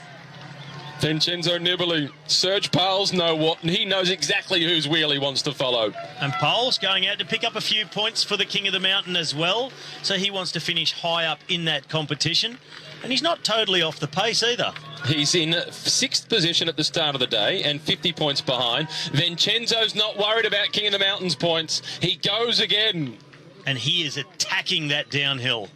The green jersey, Peter Sagan, is also trying to go away. And another specialist of, well, apart from everything, downhills in particular. And Sagan, he will leave this peloton because they won't take risks with Chris Froome, Team Sky. They will be controlled in the downhill. Peter Sagan, he will rail every corner. Remember last year's descent into Gap, where he was chasing down Ruben Plaza, who ended up winning the stage. That's the sort of thing that Peter Sagan will be putting out on the road to get himself across to the break and think about taking some more points after 71 kilometres at the intermediate sprint. As we look at the Mont Blanc. Off in the distance, stage 19 goes to the base of Mont Blanc. An indication that there is lots of climbing still to come, and everybody in the race is delighted that there's no road to the top of that enormous mountain. Yeah, a little bit high at about 4,800 metres above sea level. Just over halfway up Everest. Rafael Majka and Ilnaz Zakarin at the front. Well, that's one done. 5 more significant climbs to go. For the sprinters, you've said this before, sometimes it's not one day at a time, sometimes it's just one climb at a time. And don't look up. Looking at this descent, it looks a bit too open and flowing for the likes of Vincenzo Nibali. He needs it more technical so he can really take risks in the corners to get away from the rest of the group. You see the corners are really quite open, a pedalling descent. So he's going to have to do it on brute strength. A couple of corners maybe lower down that he can just open that gap, but all the rest of this group, they know exactly what he's trying to do. They're also putting the risks out to stay with a guy like Nibali. He's got Julian Alaphilippe behind him from the NX Quick-Step team, who's had a significant impact on the race for a first-timer. A long stint in the white jersey. He had a significant impact in the time trial for anybody who went and looked at that photo online when he came off and was flying through the air. Quite an incredible photo. When you see the photo, you would not believe that he'd still be in the race. Meters per hour for the chasers. And it's not even that steep on the downhill. We saw, I can't remember what stage it was, Lee Howard posted his SRM machine to show his maximum speed for the day of 122 kilometres per hour. Frightening. You can't afford to make any mistakes at those sorts of speeds. It'll be the last mistake you ever made. Sadly, that would be true. Across the top of the climb. This lake, Natura, which is 2.7 kilometres long, 650 metres wide. Another beautiful lake in this region, and there's plenty of them throughout today's stage. Rafael Majka and Ilnar Zakarin have now been caught by the Vincenzo Nibali group. So that big difference in speed has been enough for Vincenzo to return to the front. No great concerns at this point, at least, for the Sky Squad. Pierre Roland, he sits in 18th position overall at 15 minutes and 6 seconds down. Part of the breakaway group. This is Haimar Zubeldia at the rear of the breakaway. 26th overall at 32 minutes behind. Of the Izagirre brothers that have managed to make the move, it's Jon Izagirre that is in the break for Movistar. Danny Navarro, third on the stage to Mont Ventoux. George Bennett in the break. Julien Alaphilippe stretching everything, doing yoga on the bike. Ruben Platzer is the rider that's just in front of Alaphilippe, and he will not contribute to the pacemaking in this group, Ruben Platzer. He'll spend the whole day sitting on. He is waiting to be in a position to support Adam Yates. And that's just what this man at the back will be doing as well. Haimar Zubeldia, the Spaniard from Team Trek Segafredo. He'll be thinking about Bauke Mollema and what he can do for him. So it's not about Zubeldia, it's about the team, it's about their GC hope. And he's sitting second overall at the moment, Mollema, after a fantastic career best time trial in the Ardèche a couple of days ago. And he said that he spent a lot of time on his time trial bike this year. Dan Martin, in contrast, said that, well, he lost a bit of time in the time trial. He expected to, and he hasn't ridden his time trial bike at all, really, this year. Dan Martin was 33rd on the stage. Bauke Mollema was 6th. And Dan Martin lost a big chunk of time, and he really paid the price for not focusing on the individual time trial. But he said all his attention has been on the mountains. Let's see if that works out for him. Talking of the mountains and the mountains competition, that's going to be a big focus of this stage until the GC riders really start to battle it out and hopefully for us attack each other. That classification, De Gent was leading with 13 points advantage. That's now down to just 3 points over Rafael Majka. But also in the break today, Navarro, Dumoulin and Serge Pauls. And Pauls was 50 points behind the lead, so he was 37 behind Majka. He's now given a few more away. But all those riders can think about possibly winning that competition because it's not finished today. There's another few Alpine stages to come yet. It's a long way from being finished. 59 points up for grabs today if you collect all of them. And Rafael Majka is the only one that can do so, having won the first of the climbs. The team cars now going forward. The peloton strung out in not quite single file. The cars will be heavy on the horns to let the riders know that they're making their way past. Safety is the absolute priority. The helicopters down in the field, the VIP helicopters that get to go and follow the race. The best way you could possibly hope to do so. The only better way to follow the race than being in one of those helicopters is on the back of a motorbike. And then you're really in amongst it. There's a few of the journalists that cover the race, former riders that get to go on the back of a motorbike and they commentate from actually out on the course, which you do each year at the Cadel Evans Great Ocean Road Race. As a former rider, to be on the motorbike watching it all unfold, you feel like getting in amongst it. It's a lot of fun. I don't feel like getting in amongst it because one thing I really don't like to see is motorbikes too amongst it. It doesn't give me the feeling that I want to be there on the bike and racing them, but it is really good to see it up close like that. But I honestly would like to see less motorbikes in and around the peloton. We saw it the other day on the Mont Ventoux. That one motorbike that Richie Porte hit, well, he wasn't the only part of the problem. It was the 3 motorbikes in front of him. Too many. And they really need to narrow that down. But quite a convoy that was moving past the peloton because 30 riders in the breakaway. And the only team I've identified that so far, I'll do a little bit more searching, but the only team not in it are Team Sky, all rallying around Chris Froome. As for the rest, I think every other team has someone in the break. BMC. They're missing. Their strategy today. Their strategy today, your thoughts?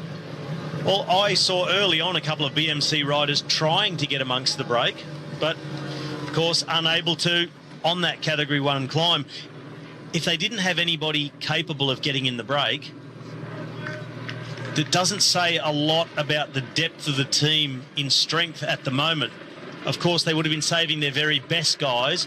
Port, Van Garderen, they're obviously not going to go. And maybe their best lieutenants also not. But the rest of the team was struggling, few off the back, and the rest unable to get in the break.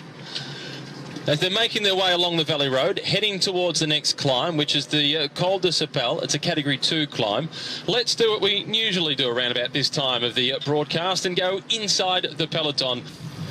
The sprint finish yesterday, when we saw the helicopter shot, there was lots of rubbing of shoulders. We saw Peter Sagan and Brian Cockar rub shoulders. Dan McClay was heavily up against the barriers at one point. It was a frenetic sprint. I'm not sure the onboard cameras really have managed to do it justice.